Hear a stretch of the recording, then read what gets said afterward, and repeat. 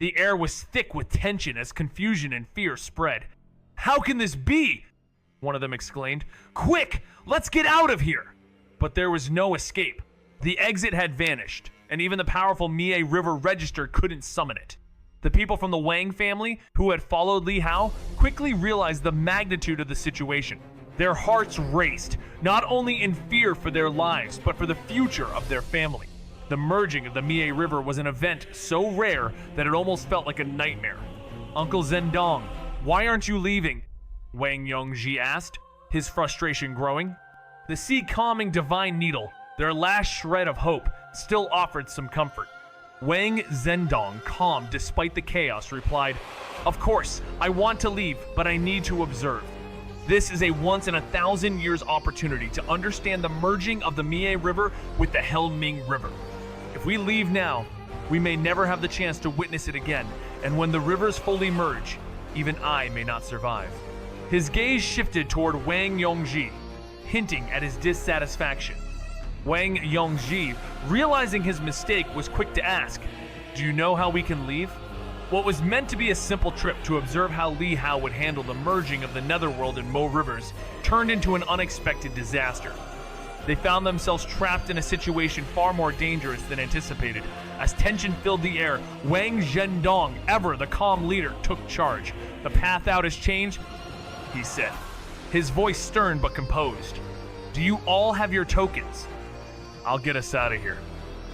Wang Yongzhi, relieved that there was still hope, nodded quickly, revealing that he was prepared for such an emergency. He turned to Li Hao, urging him to leave before things escalated further. But before Li Hao could respond, Wang Zhendong caught a slip of the tongue. "What did you just call him?" he demanded, eyes narrowing. Wang Zhendong had, until now, disregarded Li Hao, but the young man's influence was undeniable. The Emperor had sent Li Hao on this crucial mission, which only heightened the importance of addressing him properly. Wang Yongzhi, sensing the tension, quickly intervened, sending a silent message to smooth things over. Wang Zhendong, upon hearing the message from Wang Yongzhi, initially frowned deeply, his face quickly turning to one of shock. His eyes widened as he turned toward Li Hao. Zhang Er? The one who had topped the merit list by a significant margin? The one who founded 3 provinces and established the unparalleled merit treasure vault? The very same Chang Er? Wang Zhendong stared at the young face in disbelief. But soon, understanding dawned upon him. He realized why Wang Yongzhi and the others had come here so recklessly. They must have wanted to see if this Chang Er had some special method to clear the river. His anger toward Wang Yongzhi and the others faded as he put himself in their shoes. He would have probably wanted to see it too. So young, yet so capable. Wang Zhendong sighed softly, his mood lightening as he stood up. "Let's get you out of here first. It's too dangerous."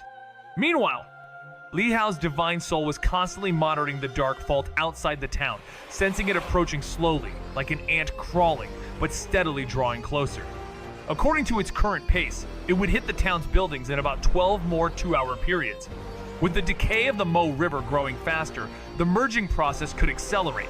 There wasn't much time left. Looking at the Wang family preparing to move, Li Hao asked Wang Zhendong, "Elder, do you have any clues or strategies for clearing the Ming River?" Wang Zhendong's expression changed slightly as he stared at Li Hao. "You still want to clear it?" He shook his head. "Impossible now. There might have been a way before. But now that the Ming River has merged, the hell-level laws will interfere, making it very difficult. I want to try." Li Hao replied seriously. "But first, I'll send you all out. I'll try on my own." He couldn't give up without trying his hardest. Otherwise, he wouldn't feel at peace. Li Hao's determination stunned everyone around him, leaving them to wonder if the Thief Saint was somehow connected to him. Wang Yongzhi, with a solemn tone, advised, "Hao Tian Divine, General. You have a bright future ahead. There's no need to take unnecessary risks." But Li Hao's response was simple. "It's 2 separate matters." Wang Yongzhi paused, realizing the truth in his words. Achieving personal success didn't mean ignoring the suffering of others, yet those who succeeded rarely returned to the mire of sacrifice. Wang Zhendong, sensing the urgency, urged, "Let's first save them, then I'll guide you to a solution." As he acted swiftly, the Dao domain enveloped the group, but Li Hao's resistance revealed the immense power of his own Dao domain, confirming the legendary feats he'd already achieved. Wang Zhendong, impressed, reassured him, "Don't worry about burning me. I, too, need to observe the Helming River's strangeness." The Helming River, rumored to yield immense merit if destroyed or navigated, was a source of terrifying power. All Helming rivers were forbidden zones, but this one held the promise of unimaginable potential, albeit at great risk. As the black fog swirled ominously, Li Hao followed his guide's instructions, heading swiftly toward the town's edge. The situation had grown tense, and Wang Zhendong urged everyone to hurry. Aware they were becoming a hindrance, Wang Yangji took out the black wooden token, a relic from the ancestral hall of the Netherworld Ming River. For the Wang family, navigating the hall had been perilous, yet manageable, thanks to prior efforts by their experts. But now, with a flash of gold, the unexpected happened. The gold light enveloped the wooden tablets, reducing them to dust. Shock rippled through the group as Wang Zhendong's usually calm demeanor faltered. The Ming River had fused, altering everything, including the tokens. The rules had shifted, leaving them in a state of disbelief. The previously certain escape route had shifted unexpectedly, leaving everyone in a state of confusion. Li Hao's expression darkened as the Netherworld Ming River's token, once reliable, had now lost its power. He immediately called upon his Ming River register, and the gold paper fluttered out. After a quick look, he found the same exit token Qingtown wood tablet still listed, but the tracking seemed to lead to something else. The gold light now pointed toward the darkness beyond the town. Li Hao paused in disbelief. The token had not changed, but something had shifted. Wang Zhendong, witnessing this, paled as he saw the light drawn into the thick black fog. The others, though trying to stay composed, trembled in fear. The token's unexpected pull towards the Helmo River could only mean one thing. Their way out was blocked. Despair flickered in some of their eyes, despite their best efforts to mask it. Wang Yangji, who had expected this to be a simple journey, now realized his grave miscalculation. His face drained of color. "Wait here," Uncle Zhendong said, his voice serious. "I'll see if I can push through." With determination, he focused his Dao domain to its fullest and charged toward the ominous fog. As he neared its edge, dark tendrils of power reached out, trying to drag him in. But with a fierce surge of energy, Uncle Zhendong countered, pushing against the Helmo River's overwhelming force. With a swift step forward, he entered the treacherous edge of the Helmo River, where the surrounding dark forces recoiled in response to his presence. But soon, more sinister energy surged, lashing out like a myriad of sharp claws tearing through his Dao domain. In an instant, Uncle Zhendong unleashed his full power, his Dao domain battling fiercely against the Mo River's forces. Yet, the pressure kept mounting, compressing his Dao domain. Suddenly, a sharp force shot towards his back, tearing through his defenses, causing his body to convulse in pain. The dark forces surged in, his heart racing as he realized the full terror of the Helmo River's rule. It was an overwhelming, multi-layered power that surpassed anything he had known. Despite the danger, his will remained strong. He could feel his body moving against his intentions, dragged deeper into the river, forced forward by the relentless forces around him.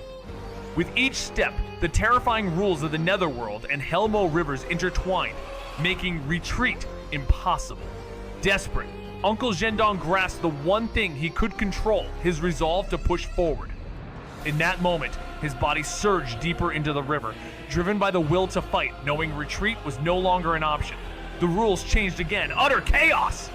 Uncle Zhendong froze in dread. Not only were there multiple rule sets, but they kept shifting like ghosts in a storm.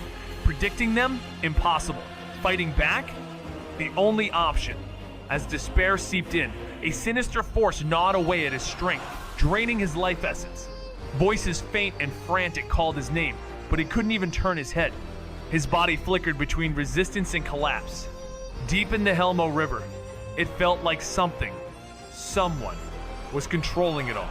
Then, just as he was sinking, a surge of overwhelming power erupted behind him. The darkness shattered like frost under fire. Dao pressure lifted, and a firm hand caught his arm. He turned, Layers of shimmering Dao domains wrapped around him. 1, 2, 10. Each one shielded him, pushing the dark forces back with brutal elegance. They struck the outer layer but couldn't breach it. A calm voice said, "Let's go." And just like that, he was flung toward the town. His savior stepped past him and vanished into the thick black fog. Wang Zhendong, hurled into the air, barely managed to escape the overwhelming grasp of the hell-level Mo River, finding himself back in the small town. As he adjusted to the reversed rules of this reality, an unexpected feeling of familiarity and warmth washed over him. He had just narrowly avoided death, and the weight of the ordeal left his heart racing with relief. But when his gaze fell upon the youth enveloped in a dark, ominous aura, his expression shifted immediately, though his instincts told him to move. Reason held him back, reminding him that charging forward in his current state would only worsen the chaos. As a seasoned veteran of the Mo River's dangers, Wang Zhendong had always been the pillar of the Wang family. Yet today, it was a young boy, no older than 16, who had saved him from peril.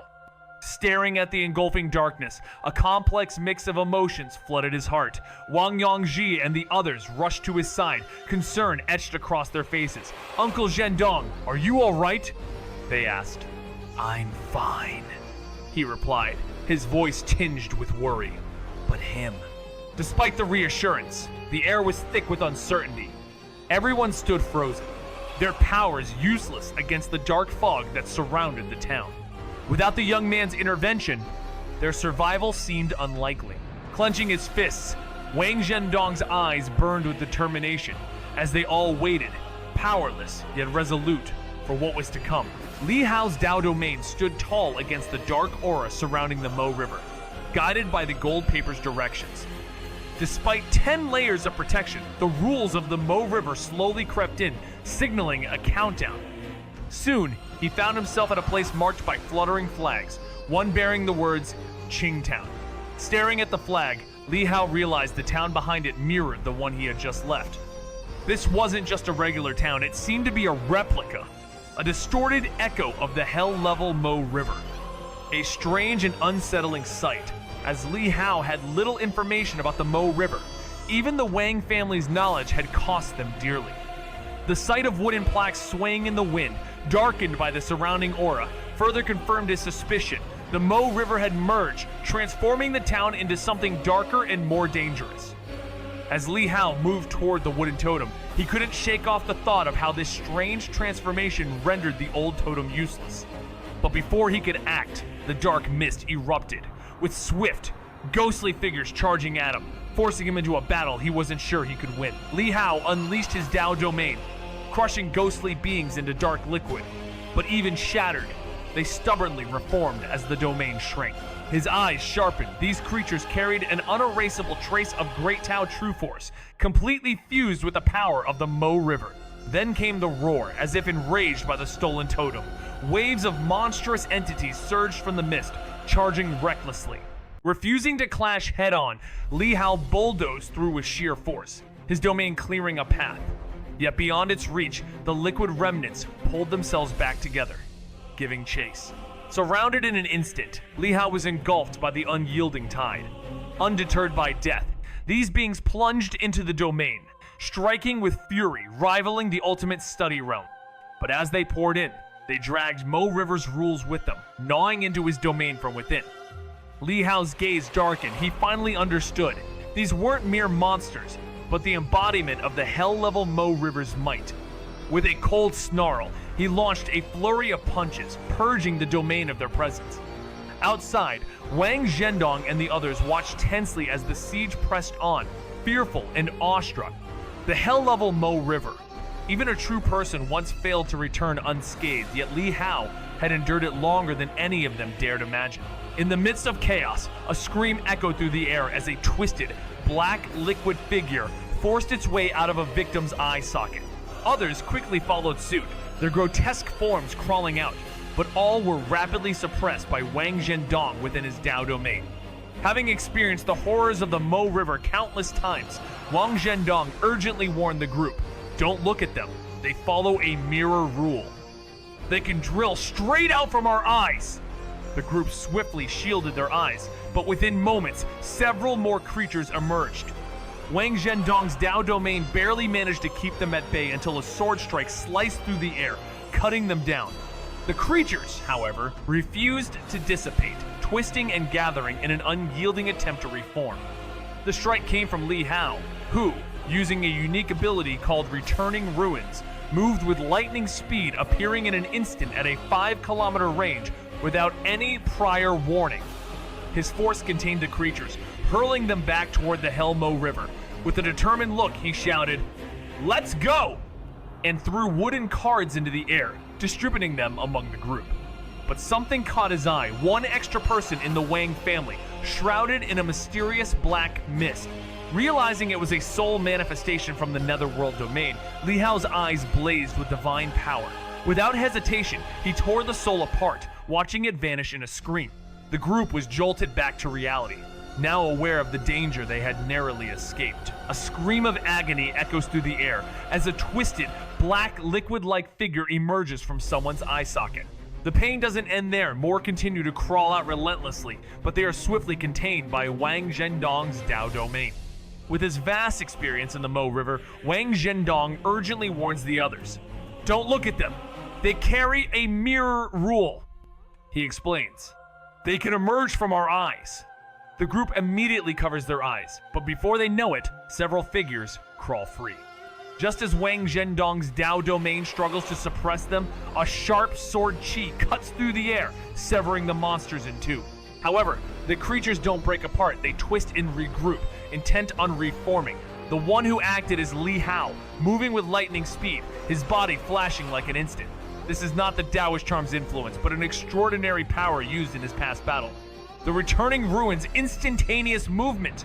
He can move across a 5-kilometer radius in the blink of an eye, with no warning and no pull, purely a strike of intent.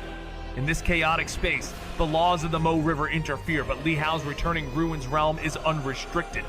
Without hesitation, Li Hao moves into position, gathering his energy to throw the creatures back into the Helmo River. With a determined shout of, "Let's go!" he flings out wooden cards, distributing them among the group.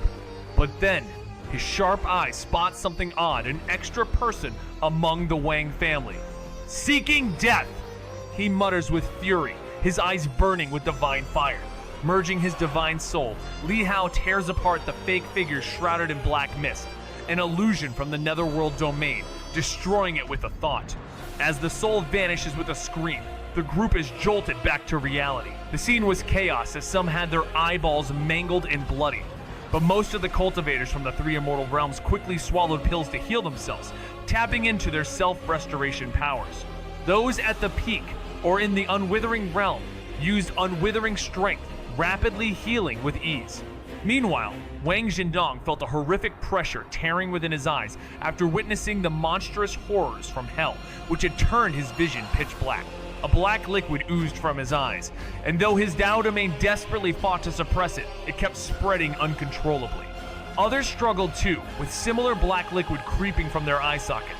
Li Hao, acting swiftly, enveloped them with his Dao domain, pushing the spreading darkness back into Wang Zhendong's body while isolating the black liquid within his own Dao domain. The mirrored power of the Mo River vanished from their eyes as Li Hao contained the monster's reflections and cast them back into the Mo River. Just as Wang Yongzi expressed his gratitude, a surge of dark light crossed the town boundary, flooding towards them at an alarming speed. Li Hao soon realized that the beast's reflection had brought the rules of the hell-level Mie River into their town, hastening its erosion. "Hurry! We need to leave!" Li Hao shouted urgently, and everyone activated their Mie River gold paper, hoping to create an exit. As the golden light gradually emerged, it became clear that the exit was under threat, potentially shifting and disconnecting. The tension mounted as the dark fog surged behind them, threatening to engulf them all. As the golden light on their wooden plaques trembled and dimmed, Li Hao's expression hardened. He knew the terrifying truth. The hell-level Mie River was replicating the town at an accelerating pace. If it succeeded, the rules of this world would collapse, swallowed by the abyss. Without hesitation, he turned and charged into the seething black fog. Cries of alarm rang out behind him, but his resolve didn't waver. A wall of Tao domain burst forth 11, 12, 13 layers shimmering like a divine barricade against the consuming dark. His voice thundered, commanding the others to retreat while he held the line alone. The black mist crashed in, but was blocked with radiant force, his Tao domain shielding all behind.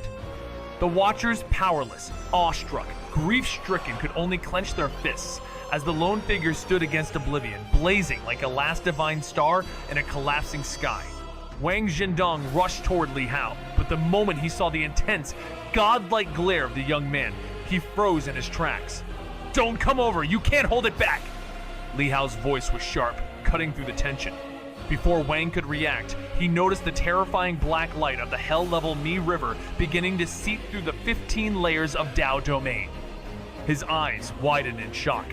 Li Hao's strength was far beyond his expectations, but what struck him more was the fact that even the Tao domain could barely hold back the overwhelming force.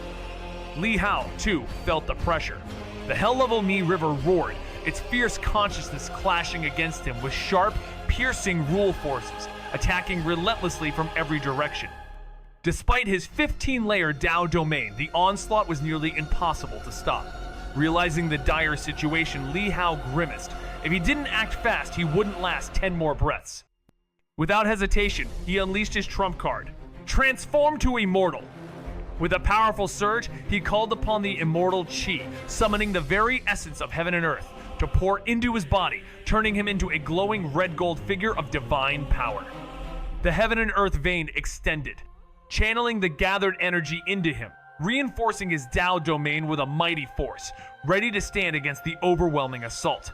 Wang Yongji and the others recognized the urgency of the situation. Determined, they swallowed their emotions, quickly stepping into the portal, disappearing into the unknown. "Haoshin Divine General, you must return alive!" Wang Yongzhu shouted as he followed, urging their fearless leader on. Wang Zhendong, knowing his place, didn't hesitate either. He couldn't assist Li Hao while staying behind, so he followed without delay. Standing at the portal, he clenched his fists, feeling a deep sense of helplessness, for the first time realizing that he might one day become a burden needing other support. As the light swirled around him, his surroundings shifted, and he found himself standing before the Ksitigarbha Buddha statue.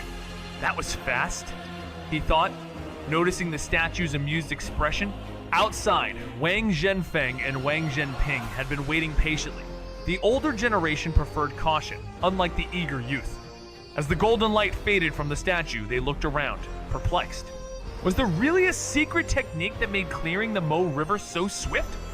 Soon, Wang Zhendong emerged, but to everyone's shock, there was no sign of Haotian Divine General. A wave of dread filled the air. Wang Zhenfeng's voice trembled. "Where is Haotian Divine General?" The others stood grave, their eyes fixed on the statue, as unease swept through them, mirroring the anxiety in Wang Yongji's heart. As the group stood at the portal, it was clear that emotions had to be set aside. Gritting their teeth, they swiftly stepped through, disappearing into the unknown. With a loud call, one of them shouted, wishing for the Divine General to return safely, their voice full of hope and urgency. The weight of the moment was not lost on anyone. Even as the portal closed behind them, the sense of helplessness was palpable. The world around them shifted, light and shadow blurring together as they traveled through the void. Soon, they found themselves outside a massive statue, its eyes seemingly alive with a knowing expression. Two older figures, having stayed behind, observed the golden light above the statue flicker and fade. Shock and confusion swept through them as they wondered how such a perilous task could have been completed so swiftly. The sudden appearance of their companion did little to ease their concerns, but what was even more unsettling was the absence of the Divine General. Their faces grew solemn, filled with unease and dread, as they turned their attention to the statue, silently awaiting answers. Time passed slowly, and with each moment, the incense stick burned lower. Yet, atop the Ksitigarbha Buddha statue, there was still no movement, no sign of a new path opening. Wang Zhendong's heart tightened, his face darkening as he recalled the youth's earlier words. Was he really planning to clear the path, despite everything? As the silence stretched, concern rippled through the Wang family, their faces growing pale with the absence of news. What's going on? Why hasn't the general returned? A murmur spread among them, and everyone felt the weight of something serious looming. Wang Zhenping, his voice edged with worry, turned to his grandchildren, asking if they knew anything. The two juniors, though not recognizing the changed appearance of Li Hao, immediately understood the significance of the mention of his name. Their admiration for him had always run deep, even though they had never been able to surpass him in talent. Despite their jealousy, they found some comfort in the thought that many exceptional talents fell short along the way. He hasn't come out. He must be dead. Li Rumeng's cold words hit like a slap, startling everyone. A chilling silence followed. With Li Hao still absent, the possibilities were grim. Either he had been caught in the hell-level Mo River, unable to escape, or he had ventured into the depths, where survival was nearly impossible. Wang Zhendong's fists clenched. The young hero, whose future had seemed so bright, had sacrificed everything for their escape, and now, it seemed, he might not return. Their past relationship hadn't been close, but the weight of his actions lingered, and the uncertainty of his fate shook them all. Wang Yongzi and the others shared a glance, each seeing in the other's eyes the same gnawing guilt and stifled fury. They had charged in with excitement, only to drag down the young divine general. If the emperor ever found out, he'd likely be enraged beyond belief. Wang Zhenping, shaken, asked how the youth died. Though he never liked him, he didn't wish him gone. After all, he was a warrior of their race. Li Jiangying muttered that the youth had insisted on playing the hero, refusing to retreat with them. Ever since he displayed his power, he had outshone everyone, becoming the center of attention, making others fade like shadows, his brilliance too blinding. But his quiet blame echoed too loudly. Wang Zhendong spun around, his eyes sharp as blades, demanding a repeat. Before Jiang Ying could react, a weathered palm struck, two teeth flew, and he hit the ground hard. His sister screamed, rushing to help, but Wang Zhenping stepped forward to block her, voice sharp with disbelief. "Second brother, what are you doing? Can't you hear what that child is saying, fourth brother?" The voice thundered across the mountain, Wang Zhendong's fury palpable, his eyes blazing like an enraged beast. Wang Zhenping hesitated, trying to reason. His words were harsh, yes, but he's just a child, speaking his mind. Fourth brother! Wang Zhendong's voice cut through the air like a sword, his anger intensifying. Have you truly become so old, or just foolish? Wang Zhenping's expression faltered, taken aback by the venom in his second brother's voice. Just speaking his mind? He is a divine general, equal to our ancestor. How dare he mock like that? The fury in Wang Zhendong's voice deepened. If not for the Haoshan divine general, we'd all be doomed. They would be dead. After narrowly escaping death, this is how they repay their savior? His words were sharp, his disdain unmistakable. Wang Zhenping's face darkened with unease, unable to find a response. Wang Zhendong's gaze turned icy as he looked at Li Rumeng, sobbing on the ground, his disgust almost tangible. You once asked me to care for them, to let them accompany me to the Mo River, to broaden their horizons. I've allowed the resources of 2 divine general mansions to be spent on them, and this is the result? His voice dropped into finality. Since your daughter is now with the Li family, her children have no place in the Wang family anymore. His decree hung heavy in the air, silencing everything. Wang Zhenping's face paled in shock. Li Rumeng, trembling on the ground, felt the weight of his words pierce through him, fear seizing him entirely. She refused to cry any longer, instead turning her tear-streaked eyes to her grandfather. Li Jiangying, his face cradled in his hands, stood up in terror, his gaze falling upon the elders of the Wang family, who stared back coldly. A shiver ran through him as his heart tightened in fear. "Take them away!" commanded Wang Zhendong, his voice icy. Wang Yongji gestured, and within moments, the siblings were dragged out of the hall, their calls of grandfather fading into the distance. Wang Zhenping stood silent, his troubled expression giving nothing away. Wang Zhendong shot a glance at him, his disdain evident, but he turned away without another word. He spoke to Wang Yongji with a grave order. "Send 2 squads of death soldiers to investigate what's happening inside." Wang Yongji nodded, immediately issuing the command. As the tension grew, Wang Zhenfeng's curiosity got the better of him. "What exactly is happening here?" he asked. Wang Zhendong's gaze softened for a moment as he looked at the old Wu, his tone turning somber as he replied, "An incident has occurred in the Mo River. A hell-level Mo River has merged with the Netherworld Mo River. Its token has been secretly integrated. If it weren't for the Haotian Divine General, none of us would have made it back." His explanation was brief, but heavy with the weight of the situation. The room fell into stunned silence, with some gasping in disbelief at the mention of the hell-level Mo River. For the Wang family, even whispering this subject was more terrifying than invoking the Emperor's name, pure taboo. Wang Jinping froze, his face paling as realization hit. His brother's rage wasn't baseless. Those two kids, freshly rescued, had dared to mock their savior. Ungrateful and reckless. He swallowed his words, retreating into silence. Meanwhile, Wang Zhendong ignored him, awaiting the death soldiers Wang Yongji would handle the arrangements. But with the soldiers came something worse. A military dispatch handed straight to Wang Yongji. His brows creased. What could be so urgent? Had the hell-level Mo River already swallowed more lives? But no, the truth was far worse. As he read, his face turned stone cold. "Demons have attacked the city! All top demonic forces are now surrounding the imperial capital!" The words hit like thunder. Wang Zhendong and the others stood stunned. The imperial capital? Attacked by demons? That was the heart of Dayu, guarded by legends. Just the shadow of that mighty figure in Gantao Palace could silence nations. What madness was this? For centuries, no demons dared to challenge the imperial capital, and the fear of the true person's sword kept even the most powerful forces at bay. But now, the demons had returned, and the very heart of the empire was under siege.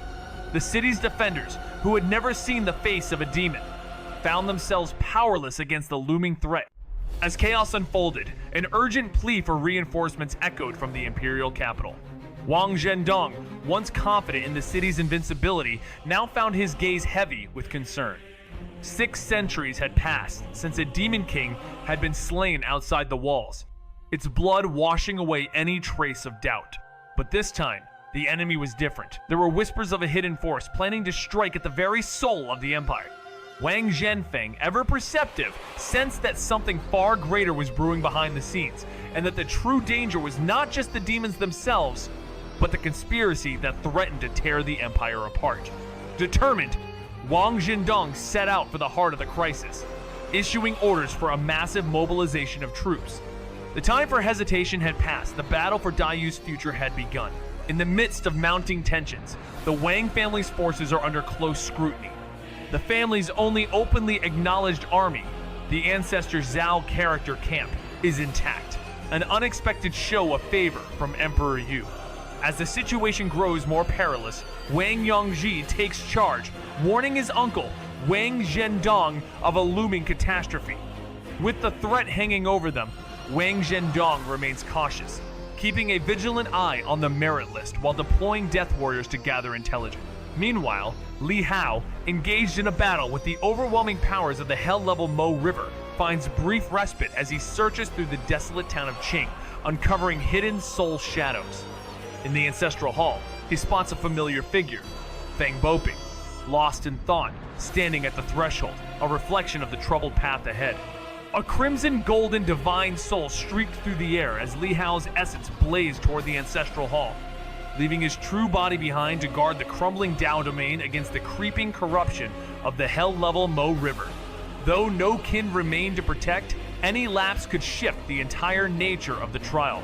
Where others would falter, overwhelmed by wandering souls in the choking gloom, Li Hao wielded the Grand Tao of Peace like a divine blade, slicing through the netherworld's grasp.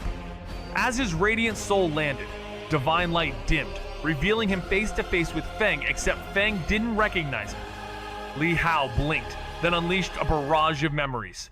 Stolen cultivation manuals, silken socks, forbidden pills, even a hooked flood dragon that drove Feng into a sleepless fury. At last, Feng raised his hand, aching from forgotten laughter, as clarity stirred in his eyes. The hook breaking? Li Hao couldn't help but ask, "Feng, are you sure you're not mistaken? Is your obsession really that deep?" Feng Boping, usually quick to dismiss such remarks, barely seemed to hear him. His gaze was lost in the encroaching hell-level Mo River, and he murmured, "I'm not sure, but I know I am searching for something. Something very, very important." Li Hao paused, his mind racing as he recalled their past conversations. Feng had shared nearly everything with him, even dangerous secrets, yet never once mentioned searching for something so crucial. He thought of all the things Feng had already taken. "Quick, leave," Feng suddenly said, snapping Li Hao out of his thoughts. "Without that thing, I won't be able to clear the level. This place is merging fast, and if you stay any longer, you'll never escape." But Li Hao, with unwavering determination, interrupted. "I want to try!" The soul of Ji Yunge had lingered in the Mo River far too long, and if they left now, the part of Feng's soul that was lost would be gone forever. "Why are you so stubborn?" Feng exclaimed, panic edging his voice. "If you stay, you'll die too." Li Hao, resolute, looked him in the eye. "Think carefully, Feng. What is it that you're searching for? I'll help you find it." For a moment, Feng froze, his expression distant, as he stared into Li Hao's unwavering gaze. Li Hao found himself caught in a dire situation, staring into the dark abyss of the hell-level Mo River, a place where the soul of his mentor Feng Boping was trapped. As Feng's obsession over mysterious and elusive quests deepened, Li Hao's concern only grew. Feng, lost in thought, mumbled about searching for something immensely important, though it was a subject he had never openly discussed before. Li Hao, unwilling to let his mentor's soul dissipate forever, urged him to leave the dangerous zone. However, Feng, torn between his obsession and the looming threat of death, resisted. He was determined to find what he sought, even if it meant sacrificing everything. But Li Hao, with his unyielding resolve, refused to back down. "What are you searching for?" he asked, offering to help Feng in his pursuit. Feng paused, his gaze vacant, yet in that moment, something shifted. In a moment of eerie clarity, he sensed a presence and turned toward the dark energy lurking ahead. The Mo River, flowing ominously beyond a small town, parted like a rising tide, revealing a hidden path that led to another town, its features mirroring the first with unsettling precision. A figure, robed in mystery, appeared at the junction, stepping silently toward the boundary. As the figure's gaze met Feng Boping's no park, a chilling silence fell. It was Feng, but not the man. Li Hao knew his reflection, colder and more detached, emanated a deadly intent. Li Hao realized with a shock that this mirrored figure was a manifestation of Feng's obsession, a cruel reflection conjured by the hell-level Mo River, signaling a dire shift in the trial's conditions. The inevitable merging of the two Mo Rivers loomed, a fate that could only lead to destruction. Want to know his obsession? Join me in fishing, and let's see who catches it first, the reflection of Feng said with a mocking tone. Li Hao, confused yet intrigued, asked, "What are we fishing for?" The figure only responded with a cold laugh. "You'll know when you arrive." Feng Boping's voice broke through, urging Li Hao not to follow, but the latter, steely and resolute, simply nodded. "Wait for me!" and stepped forward, determined to confront the darkness head-on. In the heat of the moment, Feng Boping's face twisted in panic as he shouted, "You will die!" But Li Hao, unwavering, retorted, "Even if it is death, I will bring you out." Without a second glance, he pressed on towards the dark force outside the town, determined. "You protected me once, now I'll protect you forever." Feng Boping, struck by the young man's resolve, stood frozen, watching as Li Hao's divine soul surged ahead. As they reached the outskirts of the town, Li Hao questioned, "What are we fishing for?" "Fishing for a life," came the cryptic response. "A life?" Li Hao's expression hardened. "Don't tell me you're talking about my life?" "Yes, but also no," Feng Boping's obsession answered coldly. "If you succeed, you'll live. If not, you won't even make it out." Li Hao's eyes narrowed as he sensed the dangerous shifts in the Mo River around them. His body held the Dao domain, pushing back the encroaching forces. Despite not using the token, he knew the Mo River had shifted, and the exit was harder to reach. "Then let's begin," Li Hao said, his resolve firm. "Aren't you worried I might deceive you?" Feng Boping asked, his voice laced with doubt. Li Hao simply replied, "Worried, but I have no choice. The Mo River Feng held captive was no ordinary force, it was the essence of a true heart. a symbol far beyond mere martial skill or realm. Despite the Wang family's years of study, they had barely scratched the surface of understanding it. After all, without a chance encounter with Feng, most would have been utterly helpless against its power. As Feng's grip tightened, dark forces surged, coiling around him like mist, and a shift in his demeanor sparked silver light from his eyes. For a brief moment, it reminded Li Hao of the holy force he had once encountered. Thinking of abandoning me? Too late. Feng's eyes blazed with cold determination as his silver light clashed against the dark forces, forcing them to retreat. The very world around them began to distort, towns crumbled, the environment morphed into desolation, and a battlefield littered with fallen soldiers appeared. "Child, hurry and get out!" Feng warned. Li Hao, recognizing the gravity of the situation, retreated swiftly. He now understood Feng's obsession wasn't just a mental struggle. By resolving it, the hell-level Mo River itself was impacted, leaving both the trial and the reflection of the Mo River in peril. In a world where strength and destiny collide, Feng Boping's heart, trapped within the Mo River, becomes the key to unlocking greater powers. With an obsession that transcends martial skill, his trials are rooted in deep personal stakes. As dark forces close in, Feng's silver eyes shine with divine might, sending ripples of vast energy. Li Hao, his student, senses a divine presence, one that mirrors the holy force he'd encountered before. With every twist of fate, the very fabric of their surroundings warps, plunging them into a desolate cavern and a battlefield littered with forgotten soldiers. In this moment, Li Hao realizes that by resolving Feng's obsession, the hell-level Mo River's grip on him will begin to falter. The trial ahead is a test of not just strength, but the heart, as Li Hao must now navigate a path where both life and soul are on the line. In the midst of chaos, a scream echoed through the air as a twisted, black liquid figure forced its way out of a victim's eye socket. Others quickly followed suit, their grotesque forms crawling out, but all were rapidly suppressed by Wang Zhendong within his Dao domain. Having experienced the horrors of the Mo River countless times, Wang Zhendong urgently warned the group, "Don't look at them. They follow a mirror rule. They can drill straight out from our eyes." The group swiftly shielded their eyes, but within moments, several more creatures emerged. Wang Zhendong's Dao domain barely managed to keep them at bay until a sword strike sliced through the air, cutting them down. The creatures, however, refused to dissipate, twisting and gathering in an unyielding attempt to reform. The strike came from Li Hao, who, using a unique ability called Returning Ruins, moved with lightning speed, appearing in an instant at a 5-kilometer range without any prior warning. His force contained the creatures, hurling them back toward the Hell Mo River. With a determined look, he shouted, "Let's go!" and threw wooden cards into the air, distributing them among the group. But something caught his eye, one extra person in the Wang family, shrouded in a mysterious black mist. Realizing it was a soul manifestation from the Netherworld domain, Li Hao's eyes blazed with divine power. Without hesitation, he tore the soul apart, watching it vanish in a scream.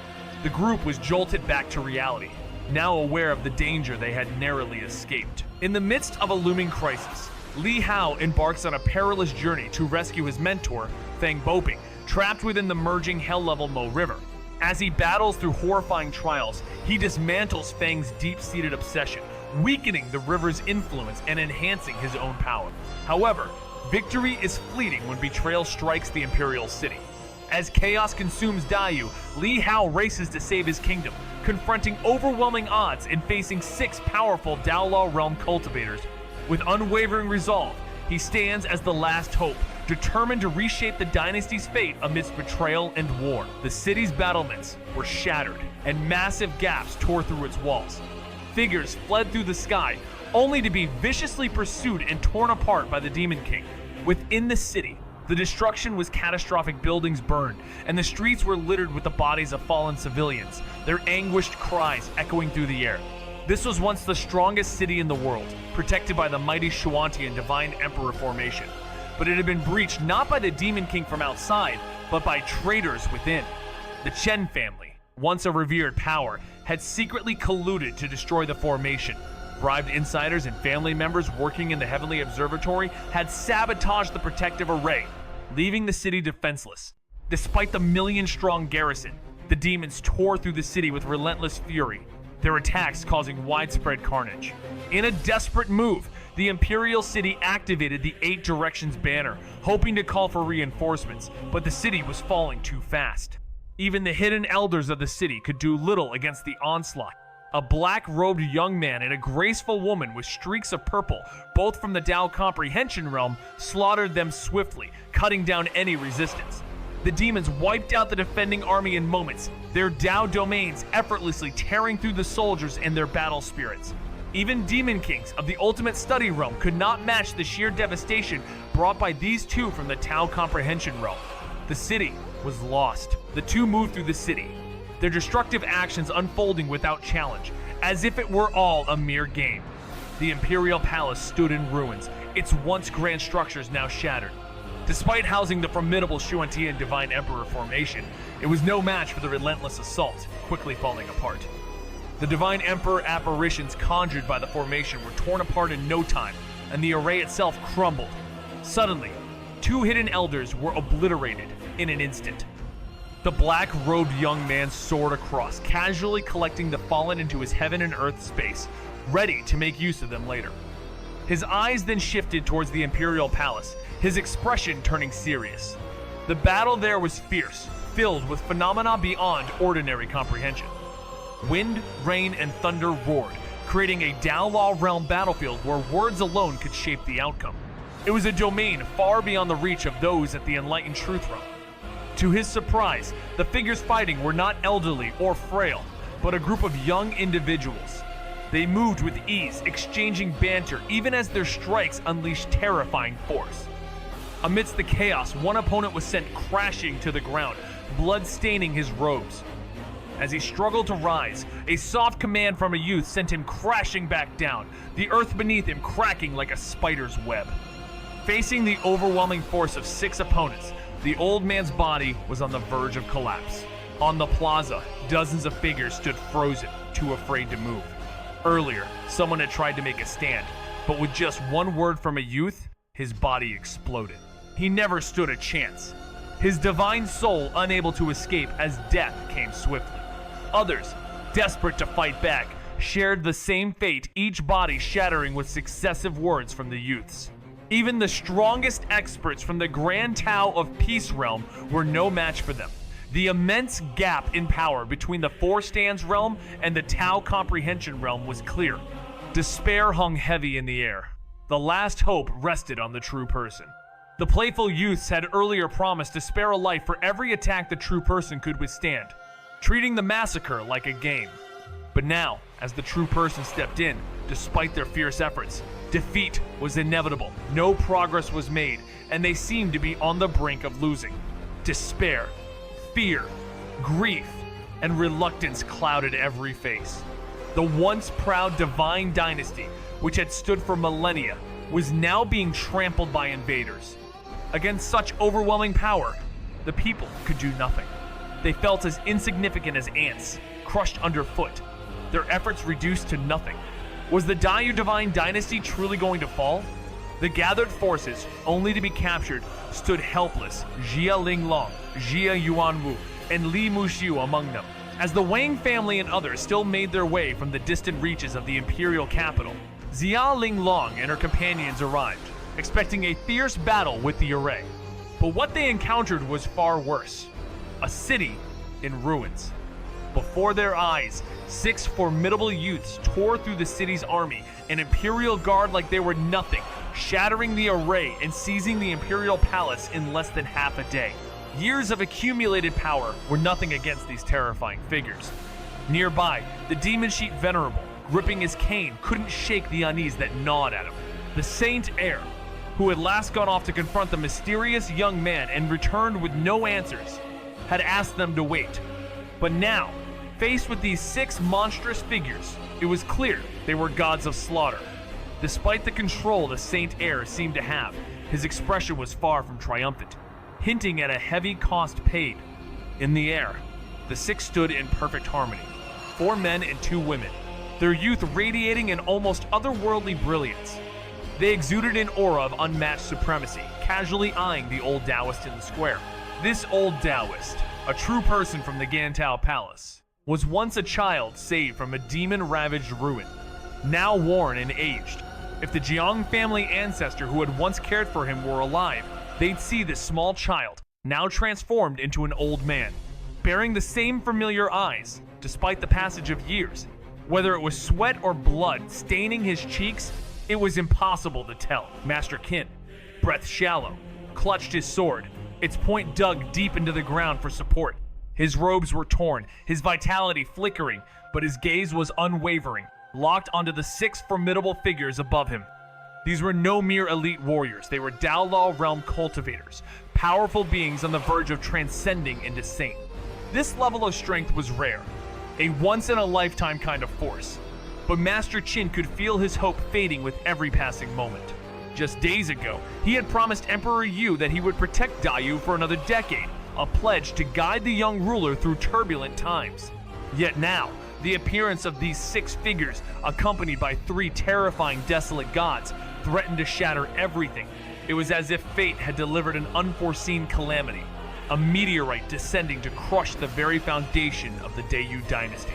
Despite Dayu's strength, its royal family alone boasting dozens of Dao practitioners, these 6 cultivators were a devastating force, capable of toppling the entire empire. The mockery of a beautiful woman echoed through the air, her voice as sweet as it was chilling, taunting Master Qin for holding out longer than expected. His body screamed in pain, his chi collapsing, yet his resolve hardened, his eyes flashing with the cold fire of defiance. In a desperate final stand, he was ready to sacrifice everything. But just as the situation reached its breaking point, a figure rushed forward and stood in his way. Clad in a dark imperial robe, with majestic dragon patterns that seemed to emanate an innate dignity, the figure was none other than the Emperor. Holding the revered, dragon-patterned jade seal aloft, the Emperor stood tall and defiant, his gaze sharp and unyielding, confronting the 6 Dao Law realm figures in the sky. He spoke calmly, offering to hand over the item they sought, but with one condition. Would they spare his people and allow the dynasty to survive? His words, though subdued, carried immense authority. Even as the imperial city fell to the onslaught of these powerful foes, the Emperor, in the face of imminent defeat, chose defiance over humiliation. His decision struck those around him with awe and despair, especially as they realized that the once immovable dynasty was now on the verge of collapse. As the battle raged on, it became clear that this would be a fight not just for survival, but for the very soul of the empire itself. The moment the Emperor Yu knelt, handing over the Jade Seal and the kingdom's fate, the air was thick with grief. The once mighty city lay in ruins, its people reduced to nothing. But Emperor Yu wasn't just any ruler. He endured this unbearable agony, not out of submission, but to protect the future of the human race. Master Qin, with deep understanding, saw hope where others saw despair, placing his faith in the young man who had not yet appeared. In just a decade, this youth might be their salvation, a thought that brought a small, fleeting relief to his heart. Yet, before this hope could fully settle, a cold, dismissive voice cut through the silence. The young man in yellow and white stood, his gaze piercing, a calmness in his eyes that betrayed no emotion. His words rang out, accusing Emperor Yu of plotting in vain. "Kneel!" he commanded. The room tensed. Even the Emperor's stoic composure faltered as he faced the inevitable judgment. In a flash, the Dao laws enveloped Emperor Yu, tightening around him with unstoppable force. His expression shifted as the Dao's power exploded from his body, signaling the rise of his Tao comprehension realm. He unleashed overwhelming, transcendental power, trying to push the laws away, but an invisible hand gripped his energy and forced it back inside him. His eyes blazed with fury, and his dragon robe shredded as the pressure mounted. His legs buckled under the immense force, but he fought back with every ounce of his strength. Muscle stretched and tore, blood spilled, yet he resisted, refusing to bow. Amid the chaos, a figure charged forward in rage, unleashing a fierce attack, only to be extinguished midair as their soul vanished. Master Qin, seething with anger, swung his sword, determined to sever the laws. Yet, the young man's cold smirk followed. his eyes flashing with golden light. Dao patterns formed behind him, and he pressed down, overwhelming Master Qin with a single strike that left him coughing blood. The ground beneath trembled as the battle reached its climax. Emperor Yu understood the intent to break his spirit, to show the world that resistance was futile. Yet, he refused to surrender. Even at the brink of death, choosing dignity over disgrace. A murderous frenzy ignited in his eyes as they turned bloodshot, and with all the strength in his body, a reddish gold glow surrounded him, signaling the power of the divine power extreme realm. At the same time, the heaven and earth vein gathered, pulling in vast amounts of aura to support him. Yet, the divine might of the law seemed invincible, relentlessly forcing him into a kneeling position, everything happening in the blink of an eye. Blood erupted from his body as the ground trembled beneath him, like a massive mountain crashing down. Emperor Yu's legs were severed at the knees, leaving only his thighs as they crashed to the ground, still upright. In that brief moment of kneeling, he cut off his own legs. Though the law pressed him down, his posture remained unyielding. The crowd was stunned, their eyes filled with both despair and surging anger. The young man's gaze slightly lifted, not expecting his opponent to sever his own legs rather than kneel. "Since you won't kneel, then lie down," the young man commanded, his words carrying the weight of the law. Master Qin roared, filled with fury, charging with his sword to strike. "Don't interfere with Elder Brother Mu's fun," a previously smiling woman said as she stepped in to stop Master Qin. Boom! The ground shook again, and Emperor Yu spat blood as his body slammed to the earth like a hammer. "Your Majesty." The onlookers trembled with anger, their eyes reddening. Yet, no one dared act rashly. The disparity in strength was too overwhelming. The tension in the air was palpable as the young warriors stood in a desperate standstill. The situation felt as hopeless as a slaughterhouse, with those who dared to strike out in fury falling before they could even get close. One of them, wearing half a mask, couldn't help but ask, his voice filled with curiosity. "I've heard rumors about a monstrous young hero among you, yet he hasn't appeared. Could it be that he's wise enough to abandon you all?" His words cut through the silence, making the crowd uneasy. They all knew exactly who he was referring to. The legendary general, known for slaying the Buddha Lord, had been a beacon of strength, second only to the revered Master Qin in the entire realm. But despite his reputation, he had not shown up. No one blamed him, though. A quiet sense of bleak resignation filled the hearts of those present. Even if the general had come, what difference would it make? He would only be walking to his own humiliation, just like the rest.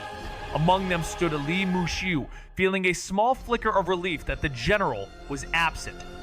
Though the situation was grim, he knew that as long as there was hope for the future, they could endure. He had clenched his fist, a symbol of power that felt almost insignificant in the face of these 6 deadly adversaries. The difference in strength was undeniable. They were helpless against the overwhelming force before them. Despite the despair, Li Muxiu had remained calm, quietly warning others not to act rashly.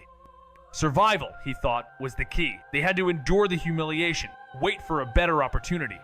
In a world on the brink of collapse, survival is the only hope. As the crisis intensifies, a powerful message is relayed. Even if the dynasty falls, don't act in haste.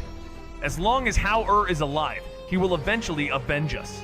With enemies closing in, a group of warriors has no choice but to prepare for the ultimate battle, and their survival depends on their resolve.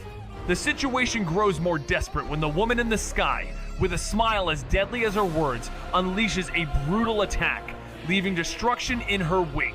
Meanwhile, in a distant land, the Wang family faces their own struggles, torn between the distant chaos in the capital and the fate of one of their own. As the storm approaches, all they can do is wait, hoping for a miracle amidst the growing darkness. The balance between loyalty and survival hangs by a thread as the true battle for their future begins. In front of the Kishidagarba Buddha statue, a figure kept checking their gold paper from the Mie River register, repeatedly glancing at the merit list. Each time, the name Chong at the top remained, and a sigh of relief followed. Inside the mountain hall, whispers spread like wildfire. Li Hao was revealed to be Chong This revelation rocked the young members of the Wang family. They had long admired Li Hao's status as a general, but But Chong Heir was something else entirely. His accomplishments surpassed anything the Wang family had seen in centuries, overshadowing even their most revered ancestors. Even Wang Zhendong, their greatest hero, seemed distant compared to this name. Miss Haoshan General is Chong Heir. His Majesty says he deserves the title of Divine General. A maid exclaimed in awe. The lady beside her, flushed with excitement, recalled her brief encounters with the young man, her heart racing. Is he still alive? Someone whispered, wondering how even the hell-level Mo River couldn't break him. Could the two Mo Rivers have merged by now? Others speculated, all brimming with envy and curiosity. As they whispered, suddenly, a gleam of gold appeared before the Ksitigarbha Buddha statue. The chatter abruptly stopped. All eyes turned toward the source, and the air itself seemed to shift as a figure stepped out from the void. Li Hao stepped out of the Mo River, his mind still buzzing from the conversation with Feng. The separation had been long, but Feng's words felt endless, stretching on until the Mo River was almost gone. Their reunion had been brief, marked by Feng's reluctant departure, leaving Li Hao to ponder the mystery of the situation. Unlike Ji Yun-ge, who had followed him back, Li Hao felt no need to dwell on the details. With the hell-level Mo River's chaos fading, the way was clear for his escape. The moment Li Hao emerged, he was greeted by excited voices, one senior member of the Wang family rushing forward with relief written all over his face.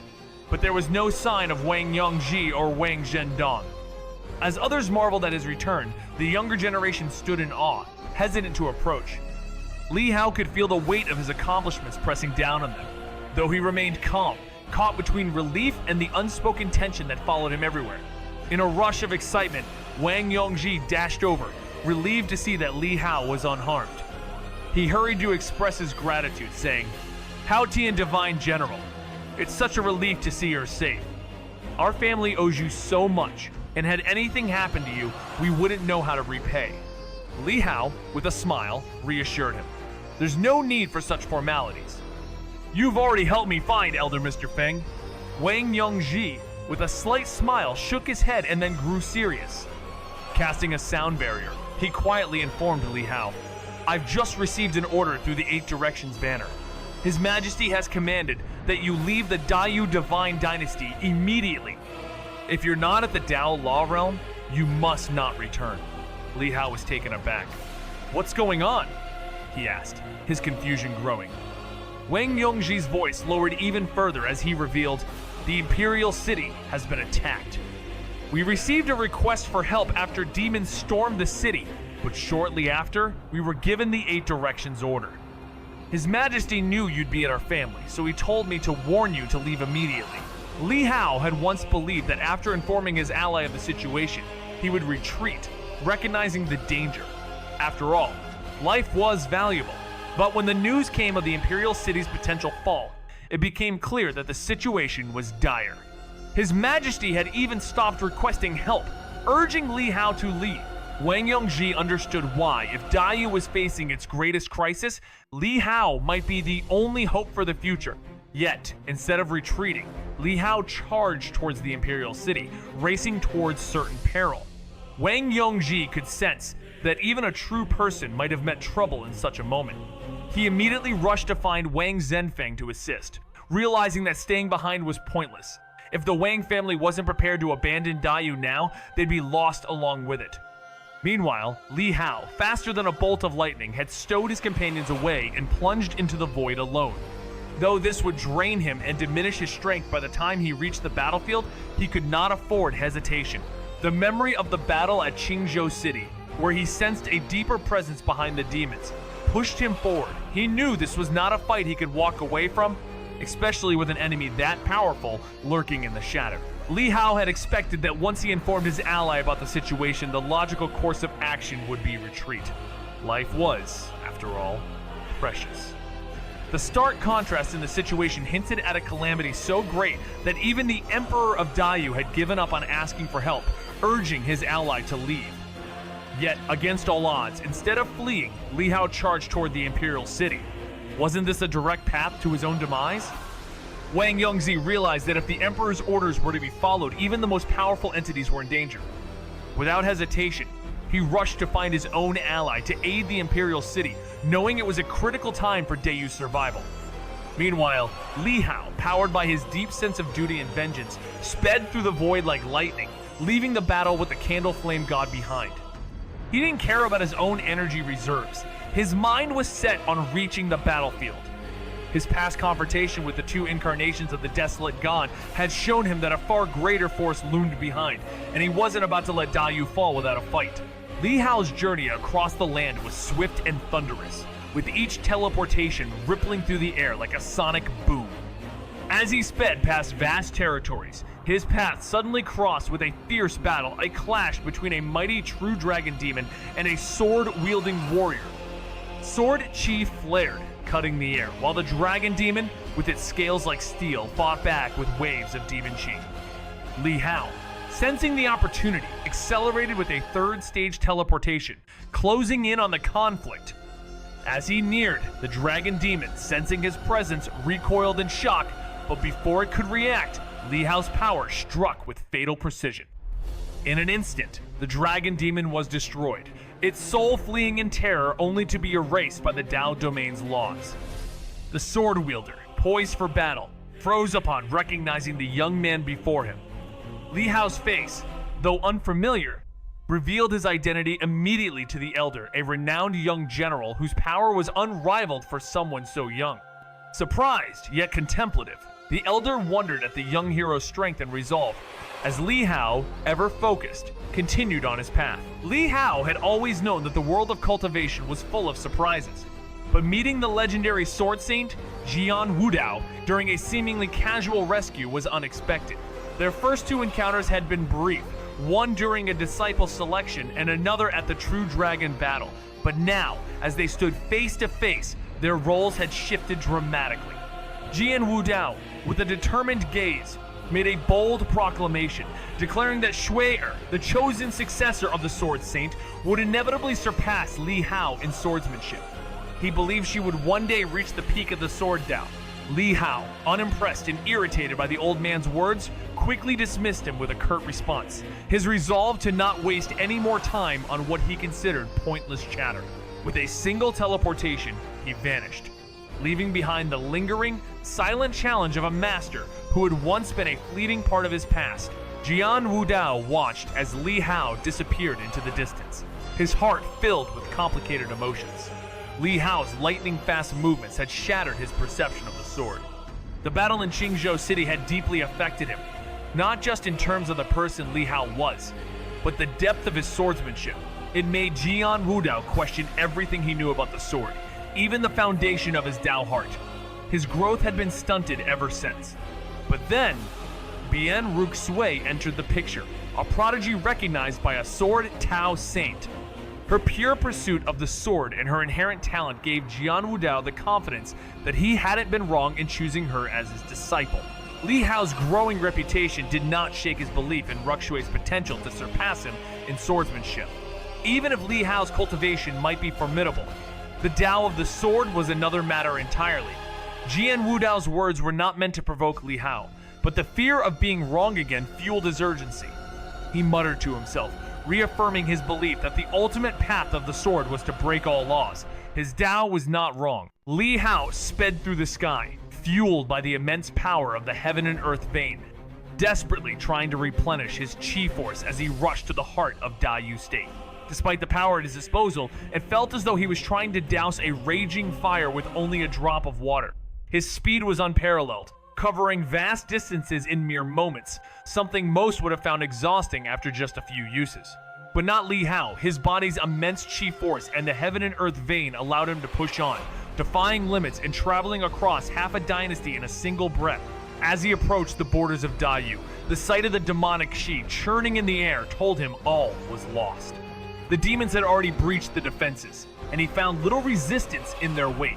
Frowning in deep concern, Li Hao didn't hesitate, accelerating his pace toward the capital. His first glimpse of the holy capital, Imperial City, left him speechless. The majestic city was now in ruins, overrun by demons, and the walls, once symbols of strength, were now crawling with monstrous invaders. Shocked but undeterred, Li Hao knew the situation was even worse than he'd feared. Despite the formidable array protecting the city, it had fallen. He couldn't waste any more time. With a swift motion, he plunged into the heart of the disaster, ready to face whatever came next in his relentless pursuit to protect Dayu. Inside the city, the two demons, one cloaked in black and the other in purple, felt a deep sense of satisfaction after feeding on several victims from the Four Stands realm. With the battle at the Imperial Palace beyond their reach, they turned their focus to cleaning up the city. As the wind howled, their attention was caught by a new presence approaching them, the promise of fresh prey piquing their interest. But when they saw who it was, their faces went pale. "It's him!" the black-robed demon muttered, his earlier confidence now replaced by wariness. Li Hao, having also recognized them, wasted no time. With a flash of movement, he appeared before them in an instant. His eyes, cold and filled with rage, burned with the memory of their gruesome feast. "You dare come here seeking death!" he declared. The young man in the black robe, his arrogance shattered by Li Hao's swift approach, barely had time to react. "You killed our avatars!" he snarled. "Now you've walked into our trap!" But Li Hao was already in motion, his speed impossible to follow. Before they could comprehend what was happening, his fist crashed into the black-robed demon's face with brutal force. The fury of his strikes was unrelenting, each punch a reminder of the price these demons would pay for their cruelty. The young man in the black robe's head burst in an instant, blood spraying everywhere, and his astonished eyes popped out. A deadly force triggered by physical contact, and the Yellow Sparrow diagram struck with a lethal attack after a series of punches. A soul-hooking power surged into his body, and though his headless body tried to act, an overwhelming, abyss-like energy drained all his strength. In a desperate attempt, he activated his life-defying power, but the 15-layer Dao domain swiftly enveloped him, hastening his destruction. His body shattered under its overwhelming rules. This all occurred in the blink of an eye, as if Li Hao had used instantaneous movement to close the gap, delivering a devastating punch that shattered both his head and body. Nearby, the beautiful woman with purple stripes, once cold and confident, was now filled with horror. Before she could react, Li Hao vanished, appearing behind her with a flurry of punches. Although she summoned Dao power for protection, Li Hao's immortal chi-fueled punch pierced through her defenses, crushing her head. With that, the Yellow Sparrow diagram attribute triggered, stripping her life away. Having mastered the 7 Dao extreme realms, Li Hao's returning Ruins realm gave him the edge in close combat. His powers, once requiring great effort, now allowed him to easily defeat enemies in the True Man realm and, with stealth, even those in the Dao Law realm. After surviving countless battles, Li Hao had never met anyone who could resist the deadly Yellow Sparrow diagram, not even the G Family Saint realm Immortal Corpse. But after defeating 2 Tao Comprehension realm demons, his divine thoughts stretched across the city, and his expression changed abruptly. He was holding the body of a woman with purple stripes, but it was rapidly unraveling, revealing its original monstrous form. Before he knew it, the body was launched from his hands, rocketing toward the Imperial Palace like a cannonball. Meanwhile, within the Imperial Palace, the battlefield was in ruins, with deep pits marking the spots where Li Mushu and his companions had been imprisoned. In one of these pits lay a battered, elderly Taoist, his body broken and pinned by a sword once wielded to slay countless demons. His bloodied, disheveled form seemed abandoned, discarded in the dirt like an afterthought. Before him stood an equally bloodied figure, Emperor Yu, now a helpless plaything in the hands of the 6 young cultivators who had defeated him. The Emperor, once defiant and strong, now lay broken, his body crippled and his power sealed. Such a piece of trash could claim the title of Emperor in the mortal world, mocked one of the youths. You had so much courage before, refusing to kneel, didn't you? I admired that defiant look of yours. The youth in purple robes stood tall, his long, slender eyes gleaming with an eerie intensity. His smile, warm yet chilling, made everyone uneasy as he spoke. Now, you kneel and kowtow to us. For each kowtow, I will release one person. How does that sound? His lips curled slightly as he spoke, his arrogance evident in every word. Emperor Yu, his strength diminished, could only glare back with cold defiance, his eyelids heavy with exhaustion. The youth's smile turned devilish as he spoke again. I assure you, on my Taoist integrity, I mean every word. A stunning woman behind him chuckled, her eyes gleaming as she whispered, Brother Xianxia certainly knows how to have fun. Yet despite the playful atmosphere, Emperor Yu remained silent, his gaze still piercing. Before anyone could act, a senior general, unable to hold back, lunged forward in rage. But before he could move, his Taoist charm was severed, and his body exploded in a thunderous roar. The crowd gasped in shock, Li Muxiu and Xia Linglong turning pale with grief. The youth in purple robes continued, as if indifferent to the devastation, his gaze resting on Emperor Yu, confirming his cruel words, "I keep my word." The tension in the air was palpable, as everyone braced for what would come next. The young man in purple robes couldn't help but feel the old man's sharp insight. His true intentions were exposed. The Emperor's quiet response, demanding that no one touch the lives of the captives, left him with no choice but to reveal his frustration. The others, however, were far from innocent. They watched, waiting for the Emperor's breaking point as they silently schemed to strike when the time was right. But what they hadn't anticipated was the old man's forewarning. "Being too clever can lead to your downfall," he remarked, a statement that cut through the air. Angered, the youth in purple robes sneered, ready to crush the Emperor's spirit. With a surge of energy, he threw the Emperor to the ground, his body unable to resist the force, blood spilling once more. Though his body faltered, the Emperor's will remained unbroken. He cursed them all, his defiance now a bitter reminder of the deception he had failed to predict. Amid the tense atmosphere, the Imperial concubine's curse was abruptly cut short as a youth's cold gaze caused her body to explode. Blood sprang across the scene like fiery sparks. The sight only intensified the rage and bloodlust within those present, but despite their fury, they gritted their teeth and endured, knowing that recklessly charging into battle would lead to death. Survival was their only hope. The purple-robed youth, unimpressed, neared the Emperor, his murderous intent flaring at the defiant gaze. With a swift motion, he raised his foot to crush the Emperor's head, but just as he was about to strike, a whistling sound pierced the air, carrying immense force. A demon corpse, propelled by powerful energy from miles away, hurtled toward him, and with a flick of his hand, the purple-robed youth shattered it into pieces. The sky rained down blood, and the ground around him turned crimson. The sudden change stunned everyone, even those like Li Muxiu, who were already drowning in grief and despair. The first to react was the demon chief, Venerable Elder, who had been quietly observing from the edge of the battlefield, like a silent servant. He heard a whistle and saw a demon corpse speeding through the air. Unmistakably, it was Lei Ji's body. Shocked, the elder quickly looked toward the source, only to witness a young man crossing over 100 miles, stepping onto the wrecked imperial city and arriving at the palace. His eyes were cold, emotionless, and fixed on those inside. Not even sparing a glance at the demon chief Venerable, the elder quickly recognized him.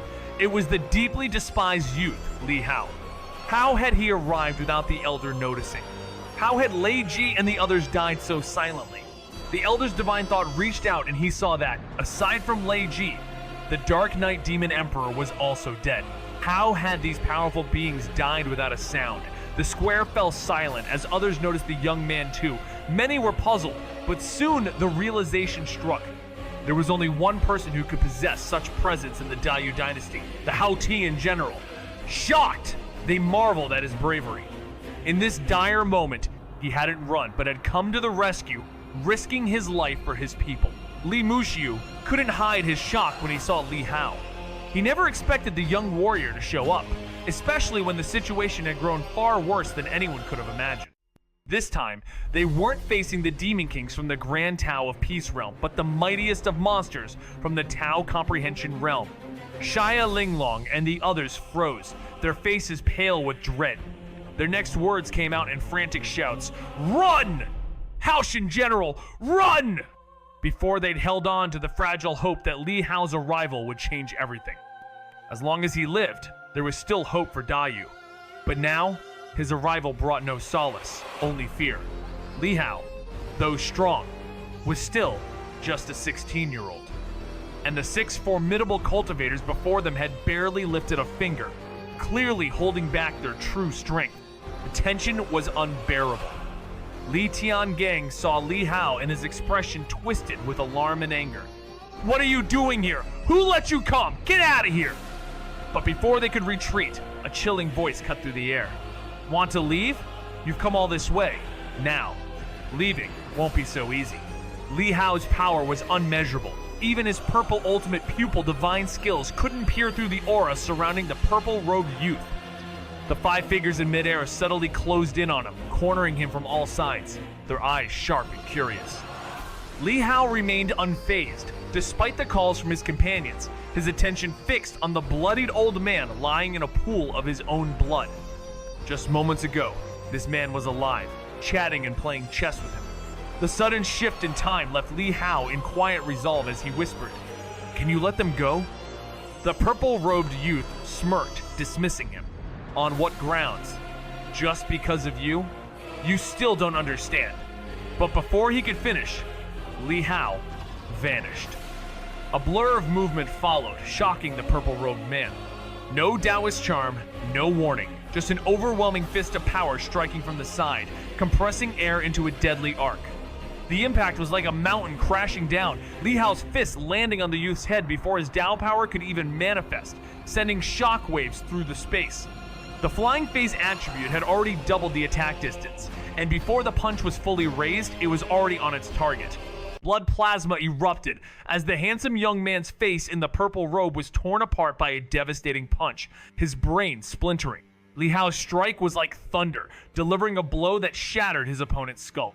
The young man's reaction was delayed, his mind momentarily frozen in shock, but the relentless barrage of punches from Li Hao followed, each strike triggering the lethal force of the yellow sparrow diagram. The young man's divine soul reacted, shifting to anger, but before he could retaliate, a shadow enveloped him. His senses were drained, his body falling into an abyss, lifeless. The impact shattered his protective treasures, but nothing could stop his rapid descent. As his soul was extinguished, the headless corpse fell, the breath of life vanishing. The scene stunned everyone, silencing the plaza, but Li Hao's fury didn't waver. Without hesitation, he moved to his next target, a woman with a mesmerizing beauty who stood distracted. In an instant, Li Hao appeared before her, striking with the same crushing force. In a clash of immense power, Li Hao's fist, imbued with a rush of immortal chi, was met with a surge of Tao power as a faint green light flickered from the woman's chest, revealing a hidden treasure. In a split second, the woman attempted to teleport away, but her movement was blocked by Li Hao's formidable 15-layer Tao domain. Her frantic reaction was met with Li Hao's relentless assault, and just as she shouted for him to retreat, the very law power of her words pushed against him. But the power of his Tao domain held firm, delaying her influence long enough for his fist to break through, smashing her delicate features apart. Before he could strike again, 2 powerful voices commanded, "Suppress," causing Li Hao's Tao domain to retract violently as he was thrown downward. With a swift use of Returning Ruin instantaneous movement, Li Hao tried to escape, but the law power relentlessly pursued him, causing the ground beneath him to crack and crumble as he was forced to face the overwhelming forces. Li Hao stood tall, his body glowing with a fierce golden light, summoning the divine power state. The power of heaven and earth flowed around him, his immortal chi merging into a force that elevated him into the transformed to immortal state. With 80% of that power coursing through him, he fought to endure the crushing pressure of those 2 words, refusing to fall. In the blink of an eye, he struck down the young man in the purple robe and with a swift motion, obliterated the head of the stunning woman before him. But her head regenerated in an instant, now filled with rage as her eyes blazed at him. The others, however, remained on edge, assessing Li Hao's immense strength. It was clear he was no ordinary fighter, and his power seemed to rival that of Master Qin. Despite the apparent age differences between them, it was clear that Li Hao was a force to be reckoned with. "Be careful, he's mastered the Returning Ruins Extreme Realm," warned the young man in yellow and white, his voice grave. The others were stunned. This new revelation explained the unpredictable speed and power Li Hao had just displayed. The Returning Ruins Extreme Realm was known to be an extremely difficult realm to master, requiring immense perception and expertise in top-tier object control skills, a feat that only a select few could ever hope to achieve. Among the 5, only the young man in the yellow and white robe had mastered it. To control this realm was like killing enemies effortlessly, as simple as reaching into a bag for something. He moved like a shadow, unpredictable and deadly. Without prior knowledge or constant vigilance, one couldn't defend against such surprise attacks. As the tension grew on the faces of the five, Li Hao's expression darkened. This was the first time someone openly acknowledged the power he wielded. How did they know? Was it through a strong information channel, or did they possess this ability themselves? Li Hao became alert. He had never fought someone from the returning ruins extreme realm, but he knew it would be terrifying. How could one defend against an entity capable of launching sudden assassinations?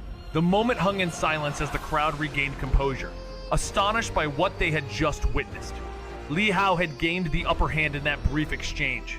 In just one clash, he had taken down the young man in the purple robe. What seemed invincible, someone who could easily toy with Emperor Yu, had fallen to Li Hao's brain-crushing strike in an instant. Not only had he shattered the man's brain, but he had also strangled his divine soul with an unknown technique. The people from the Four Stands realm recognized that Li Hao's sudden movement wasn't powered by Taoist charm, but by a technique entirely unfamiliar to them. The young man had grown far too strong. "Old Taoist, let me borrow your sword," Li Hao said, his eyes locking with the five. He knew a fierce battle was on the horizon. Ever since his arrival, Li Hao's presence ignited a spark in Master Qin's once lifeless eyes. When Li Hao swiftly dispatched the youth in the purple robe with a single punch, the excitement in Master Qin's gaze turned to shock. He knew better than anyone how formidable the young man in purple was. What he expected to be a trap for Li Hao had turned into an unbelievable victory, with a chaotic punch taking down a Dao Law Realm expert. Li Hao's casual offer to borrow the sword was met with Master Qin's feeble, bloodied response, but his voice held a tone of urgency. Despite the injury, Master Qin was relieved to be freed from the sword pinning him to the ground. As Li Hao gripped the weapon, his aura shifted, his cold gaze intensifying. With the body of Emperor Yu now under his control, Li Hao moved to prevent the looming danger. Emperor Yu, struggling to rise, looked at him with a complex expression, sensing the weight of the battle ahead. Yet, despite being warned of the overwhelming forces from the Land of All Saints, Li Hao's resolve remained unshaken, a solemn determination reflecting in his eyes. In a fierce battle, Li Hao faces an opponent who reveals an extraordinary level of power. The young man, dressed in yellow and white, taunts Li Hao, claiming that to oppose them is to defy the very forces of heaven. But Li Hao, undeterred, counters with unwavering confidence, declaring that heaven has no say in the affairs of the mortal world. The battle intensifies as the opponent unleashes a terrifying divine skill, shrinking Li Hao's Dao domain in an instant. In a blink, Li Hao was forced to act swiftly, using his own remarkable skills to counter. As both combatants disappear and reappear with sudden movements, the fight escalates into a high-stakes clash where neither can predict the other's next move, setting the stage for a showdown that will test their resolve and abilities to the limit. Li Hao's heart froze as he realized that his opponent had fully mastered the 15-mile extreme realm, having previously exposed Li Hao's own abilities. The battle grew more intense and unpredictable, as he faced increasingly powerful enemies, including elite figures from the ancient era and those who had slain formidable beings. Li Hao understood the stakes had never been higher. Those who reached the Grand Tao of Peace realm or the Tao Comprehension realm were already among the best, but now he faced individuals who had mastered multiple extreme realms. Among them, one wielded the returning ruins extreme realm, an unprecedented challenge.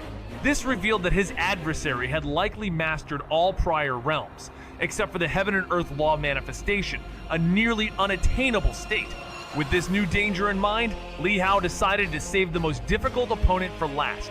In a flash, he used Returning Ruin instantaneous movement, vanishing from sight and reappearing in the Dao domain of his next target. His move was so swift that even the protective domain of his foe could not stop him. As Li Hao materialized before the beautiful woman whose head he had previously destroyed, she turned pale, realizing with dread that he had chosen her as his next target. As soon as Li Hao entered the opponent's domain, a fierce force gripped him, binding his limbs with the law of binding. Despite being restrained, he unleashed the full strength of his body, swinging his sword with the power of an immortal, cutting through the domain's laws without hesitation, aiming for the beautiful woman's head. Her eyes widened with shock and fury, but she barely managed to raise her Dao power in time to defend herself. Blood splattered as her head was severed, the sword cutting through her defenses with ease. The weapon, forged by an ancient Taoist, proved its might by creating a gap in her Dao power, allowing the strike to land. As Li Hao vanished with his returning ruin instantaneous movement, the young man in yellow and white appeared, holding a spear but finding only empty air. Though the woman's head had fallen, her Dao domain remained intact, and Li Hao knew he couldn't strike again so easily. The Dao domain suppression made further attacks almost impossible, especially with his current level being too far below theirs.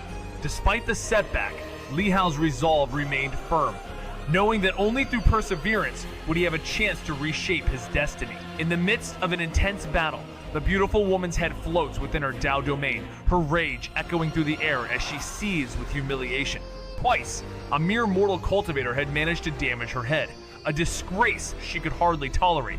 But not all was lost. She swiftly retracted her divine soul and, controlling it, reattached her head seamlessly, her wounds healing as if stitched by invisible hands, leaving no trace behind. Infuriated, she demands help from her ally, calling for revenge against the man who dared to defy her. As the chaos intensifies, the calm and collected young man in yellow and white assesses the situation. His observations reveal the limitations of the tactic that had previously been used to kill a powerful cultivator. He warns his companion to be cautious, as the strange tactic, while terrifying, is not without flaw. With an air of unshakable confidence, he stands firm, ready to face the mysterious assailant.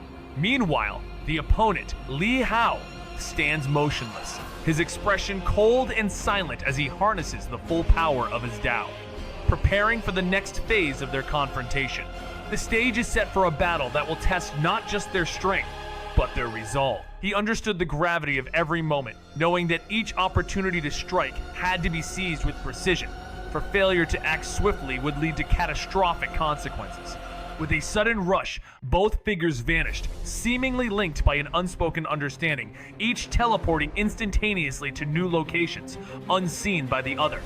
As they reappeared, neither could predict where the other would land, relying on quick reflexes to stay one step ahead. In a heartbeat, the battle shifted. Li Hao, ever calm, appeared in one spot, only to vanish again, reappearing in another corner of the void. Meanwhile, his opponent hesitated, trying to predict his moves. But Li Hao anticipated this moment of stillness and, in an unexpected flash, swung his sword backward. The blade cut through the air like lightning, its light blinding, and with a swift, chilling it struck his opponent's head, severing it clean off just as the young man lunged with his spear. Though his opponent tried to deploy his Dao domain, it was too late. The sword had already sliced through, and shock was written all over the young man's face before he vanished, blood spraying. His head regenerated in an instant, but as he materialized again, Li Hao teleported once more, catching him mid-transition. The young man's glare darkened, his eyes now filled with rage, recognizing the relentless death that awaited him. During their first battle, the young man found himself outwitted, convinced he had predicted his opponent's every move, only to realize his opponent had outthought him. But this time, he swiftly turned the tide with a calculated counterstrike. His Dao domain stretched outward, unleashing a hidden divine skill that was set to strike as soon as his opponent came within range. The atmosphere crackled with tension as he prepared for the moment of impact. But unexpectedly, his opponent didn't appear where he had anticipated. Instead, he was behind an extraordinarily beautiful woman, his sword flashing dangerously close to her neck. At the last moment, a golden lightning bolt surged forward, halting the sword's deadly path, with a force that seemed to contain a tiny mountain crackling with power. The sword struck, sparking a brilliant explosion of lightning, lighting up the entire square before the lightning exploded, and the sword cleaved through the woman's neck, sending her head spinning into the air, her expression frozen in disbelief. Furious and almost out of control, she barely had time to curse before the young man's sword struck again and again. Desperate, she activated her Dao domain, her power swelling to terrifying levels as she attempted to immobilize him. The oppressive force of her domain engulfed him, but it was too late for her. He teleported away, leaving her seething with frustration and fury. In the midst of chaos, surrounded by enemies, he fixated on her, an unexplainable animosity burning deep within, even though it was their first encounter. Despite her undeniable beauty, he showed no mercy. Was she just an easy target to pick on? The others quickly closed in, shifting their focus away from blocking his escape routes. With his ability to move instantaneously, capturing him would be nearly impossible. The young man in yellow and white robes, seeing this, felt a surge of anger and disbelief. Li Hao's unpredictable nature had consistently thrown him off balance. Even though Li Hao hadn't succeeded in finishing off the beautiful woman, it was clear that he had underestimated her resilience. Li Hao had carefully calculated his approach, combining a deadly attribute to boost speed at the cost of power, but he knew the slightest mistake would result in failure. The immense Dao domain power was suppressing him, making it harder to land a clean strike. Yet, the transformation within him was now nearing completion. With the heaven and earth vein reaching its peak, Li Hao was ready. 100% transformation to immortal. His eyes glinted with a dark, silvery brilliance as his body bled, torn between the agony of transformation and the regenerative power of blood rebirth. The power he wielded was akin to the might of heaven and earth itself, sharp enough to sever Dao power with ease. The immortal divine power gathered within him, threatening to unleash untold destruction. He breathed deeply, pushing aside the pain, his eyes cold and unyielding as he prepared for what came next. Without warning, the young man in yellow and white robes teleported, launching a fierce attack. As Li Hao stepped into the returning ruins, preparing to teleport, he suddenly sensed movement. The Extreme Heaven Man realm was suppressing the 15-mile Extreme realm, yet before he could act, Li Hao chose to unleash a mighty sword strike instead of teleporting. This strike, imbued with immortal divine power, blazed with brilliance. A young man in yellow and white robes materialized before him, attempting to catch Li Hao off guard, but instead, he found himself facing the same outcome as before. Li Hao's sword was already upon him, its presence so overpowering that it filled him with dread. The shock was evident in his eyes as he attempted to defend himself with his spear, but it was too late. The sword light cleaved through him, slicing his body in half from his skull down, blood spilling out, and the Saint Heart treasure on him shattered. The beautiful woman, who had been recovering from an injury, cried out in shock, her head still reconnecting in disbelief. The others were equally stunned. Li Hao, relentless, did not pause. With immortal divine power infused in his sword, he severed the opponent's Taoist domain laws, leaving him no chance to escape. The bisected body vanished in an instant, but Li Hao caught a trace of the movement as the opponent tried to flee. At the peak of his transformation, Li Hao's body became one with heaven and earth, perceiving every change in the surrounding world with a sharpness beyond the Dao domain. As he reappeared, Li Hao moved with lightning speed, furiously slashing with his sword. The young man in yellow and white, though torn in two, remained alive, his wounded primordial spirit hanging on. As Li Hao closed in, he realized something terrifying. No matter where he moved, Li Hao seemed to follow his every step, his movements tracked with uncanny precision. The young man in yellow and white was horrified, knowing that Li Hao could see through his returning ruin instantaneous movement, a technique that should have been unpredictable. His only conclusion: Li Hao was not just any opponent, he was an omnipotent force. Enraged, the young man unleashed his divine skills, the Snow Realm, summoning countless falling snowflakes within his Dao domain. His swordsmanship, honed for 60 years on a snow-covered mountain, fused with the extreme cold power of the snow landscape. As the snowflakes engulfed Li Hao, his body began to dissolve into snow, yet the sword light surged through, fiercely blocking the attack. The clash between Li Hao and his enemies escalated to an intense spectacle. Every snowflake that fell around him represented a regulation, and the surrounding world seemed to freeze, momentarily halting his strength and thoughts. In that moment, Li Hao realized he was becoming one with the very environment, its power seeping into him, turning the tide against his enemies. But was this the true extent of divine skills? Even more terrifying than he had ever imagined. With a furious scream, the enemy's young warrior gathered all his strength for a counterattack, launching a vicious spear thrust. However, Li Hao was no ordinary opponent. In an instant, he disappeared, reappearing to strike a different target. His enemies, in a desperate attempt to control him, combined their powers in a last-ditch effort to suppress him. Taoist skills collided, wrapping around him like an unyielding force. But it was all too familiar to Li Hao, who had faced similar life-threatening forces before. His body might have been on the verge of breaking, but his spirit remained unshaken, standing as the last barrier against the overwhelming power of betrayal and war. In the midst of his ultimate immortal transformation, Li Hao found himself facing a powerful opponent whose strength could not easily subdue him, though the compressive force was certainly overwhelming. His movements were slowed, his body restricted as if trapped in a marsh, but the Tao Law realm lacked the power to destroy everything around him. Despite the discomfort, Li Hao pressed on, using his returning ruin instantaneous movement to appear before a youth wearing a half mask. The moment he entered the young man's Tao domain, a sharp tingling sensation coursed through his body, as though struck by terrifying lightning.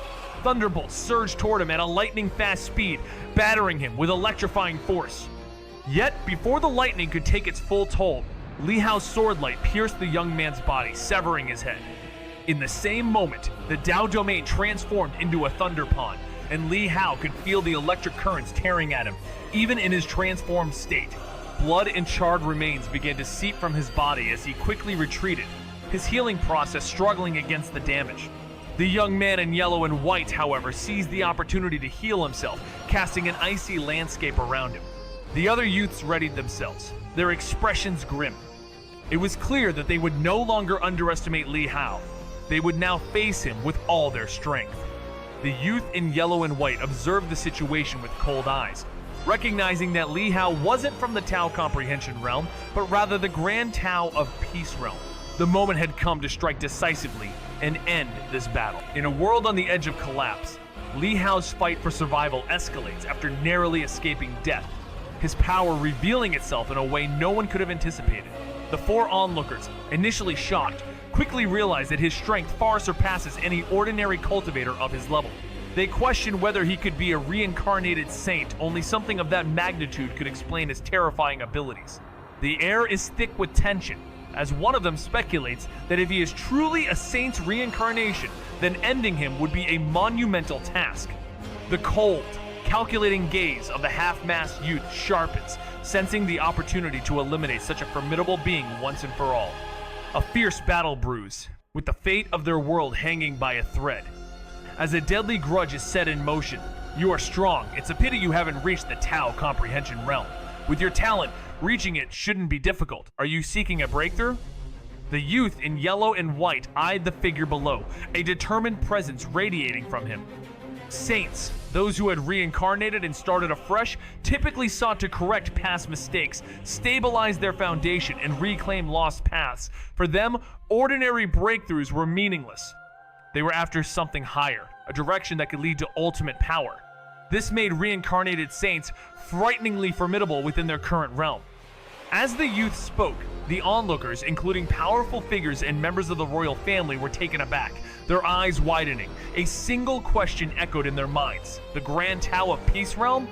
Could it be that this warrior, standing alone against 6 Tao Law Realm cultivators, was merely from the Grand Tao of Peace Realm?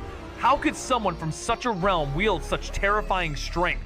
Even a master from the Tao Law Realm had been defeated effortlessly. Shock and disbelief spread as the realization dawned this was no ordinary individual. A warrior from the Grand Tao of Peace Realm, facing overwhelming odds, had just turned the tide of battle. Li Hao's incredible strength is put to the test when he faces 6 powerful cultivators from the Tao Law Realm. The tension is palpable as everyone around him, including Emperor Yu and Master Qin, realizes the staggering gap between Li Hao's Grand Tao of Peace Realm and the overwhelming presence of the Tao Law Realm. Despite the vast difference in power, Li Hao, unwavering in his resolve, charges forward without hesitation. His actions prove he's not merely relying on deception to survive, but is truly standing strong in his current realm. With Emperor Yu advising him to retreat, knowing the dire consequences of such a battle, Li Hao remains unfazed, driven by a fierce sense of duty. As he launches his next attack, the 5 cultivators are ready, their Tao domains merging in unison, preparing for the ultimate clash. Li Hao, after executing the returning ruin instantaneous movement, was met with a brutal wave of killing intent. Extreme cold engulfed him, and an array of powerful techniques came crashing down, layering their Tao domains fivefold. The impact left him severely wounded, blood spilling from his mouth. Meanwhile, a youth in yellow and white, his spear radiating icy power, swiftly struck, piercing Li Hao's chest. The attack left a massive hole, and the surrounding area froze solid. Despite the intense pain, Li Hao quickly retreated, using instant movement to escape the 5-layer Tao domain, but his injuries were grave. As he wiped away the blood, the youth with a half-mask sneered, declaring that Li Hao, a reincarnated body, should have stayed hidden. The stunning woman, her eyes cold with murderous intent, suggested they eliminate him, and the group joined forces, unleashing the terrifying power of Tao laws. Another youth invoked the divine skills, Void Look, a technique capable of erasing anything it touched from existence. Li Hao's body, under the suffocating pressure of the terrifying laws, felt as if it was being torn apart. The strength of his chi force, relying solely on immortal chi, was like trying to lift a boulder with a single straw, hopeless against such overwhelming power. Yet, the ultimate immortal transformation allowed him to expend this energy freely, a luxury he would not have had otherwise. With swift movements, he used the returning ruin instantaneous movement to dodge, his mind racing to find a way to survive. The united Tao domain of his enemies restricted him at every turn, making it impossible to approach. If he had eliminated 2 or 3 earlier, perhaps he might have had a chance, but these prodigies were just too quick. As he continued to flicker and evade the relentless Tao laws, his pursuers grew increasingly frustrated, unable to believe that someone could detect the extension of their laws with such speed. But just as hope flickered, the youth in yellow and white coldly turned to the imprisoned individuals, declaring, "Die!" With a single word, a princess from the royal family was obliterated, her life snuffed out without warning. Li Hao's face tightened, realizing the severity of the situation as the youth in yellow and white showed no hesitation, raising his hand again with another cold "Die!" The prince's face turned pale as he cried out to his father, "Father, your son." The air crackled with a deafening explosion as his body was torn apart. Emperor Yu's body quivered, yet his gaze remained fixed on Li Hao. "Run! Don't worry about us!" he urged. But as Li Hao sprang into action, he was struck down with a heavy blow. The odds were clear. Facing the combined might of 5 powerful foes was beyond his capability. Even with the might of the Grand Tao of Peace Realm, standing against these individuals from the Immortal Gate wielding Tao laws and divine skills would have been a Herculean task, even for someone in the Tao law realm. Master Qin, with the Jiang family's heritage and 2 divine skills, was also overwhelmed by the sheer strength of the 6 adversaries. "How? Run!" Li Muxiu cried, his fists clenched, desperately trying to tap into his invincible fist state to help Li Hao. "Go! What are you waiting for? Why are you always so disobedient?" Li Tiangang shouted in fury. "Haoshin General, save yourself! Don't worry about us!" Others cried, recognizing the immense sacrifice Li Hao had made by stepping in. Even as a Grand Tao of Peace Realm cultivator, facing 6 Tao Law Realm experts was a mission doomed to fail. But Li Hao's resolve never wavered. Before his enemies could finish speaking, the masked youth raised his hand, and a bolt of lightning surged forward, his palm striking down with the force of thunder. Boom! The sudden flash of a lightning palm strike was cut through by a brilliant sword light. In an instant, Li Hao appeared beside Emperor Yu, his movements so swift they seemed like teleportation. With unwavering resolve, he spoke the words, "I'll take you away." Emperor Yu's body trembled at these words, his eyes, accustomed to seeing countless souls, beginning to glisten with emotion. His voice was strained and hoarse as he responded, "You are too foolish!" Li Hao smiled, meeting his gaze. "It's because you won at chess." But this wasn't a simple game, it was a battle for the world. A strategic contest where Li Hao had been forced to defend his deepest moral boundaries. Emperor Yu's face twisted with a mixture of sorrow and laughter as he processed Li Hao's words. He had won, yes, but this time he wished he hadn't. "Forget about me! Get out of here!" he urged, his voice urgent. "The great Yu incense fire needs me to transfer it. If I leave, they will destroy everything, slaughter the people, and bring ruin to the nation."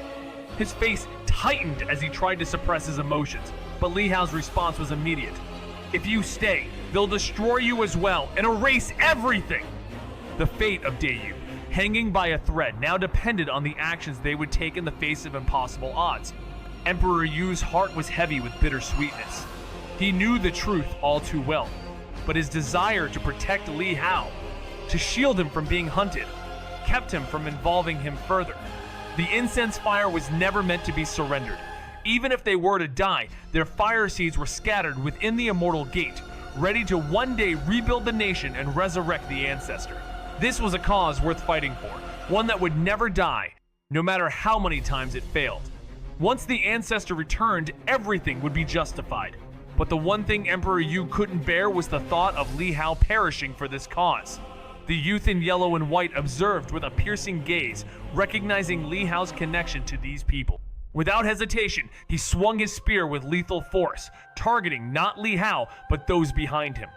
Li Hao, seeing the danger, reacted instantly, stepping forward to protect them. His sword clashed with the spear, the coldness of the strike freezing the very air around them. His sixth stage of sword Dao was powerful, yet it was no match for the might of the Dao Comprehension Realm cultivators. As the battle escalated, another assailant descended from above, unleashing a torrent of lightning with an attack aimed to obliterate everyone. Li Hao, struggling to suppress his wounds, retaliated fiercely, deflecting the thunderous assault with a barrage of sword chi.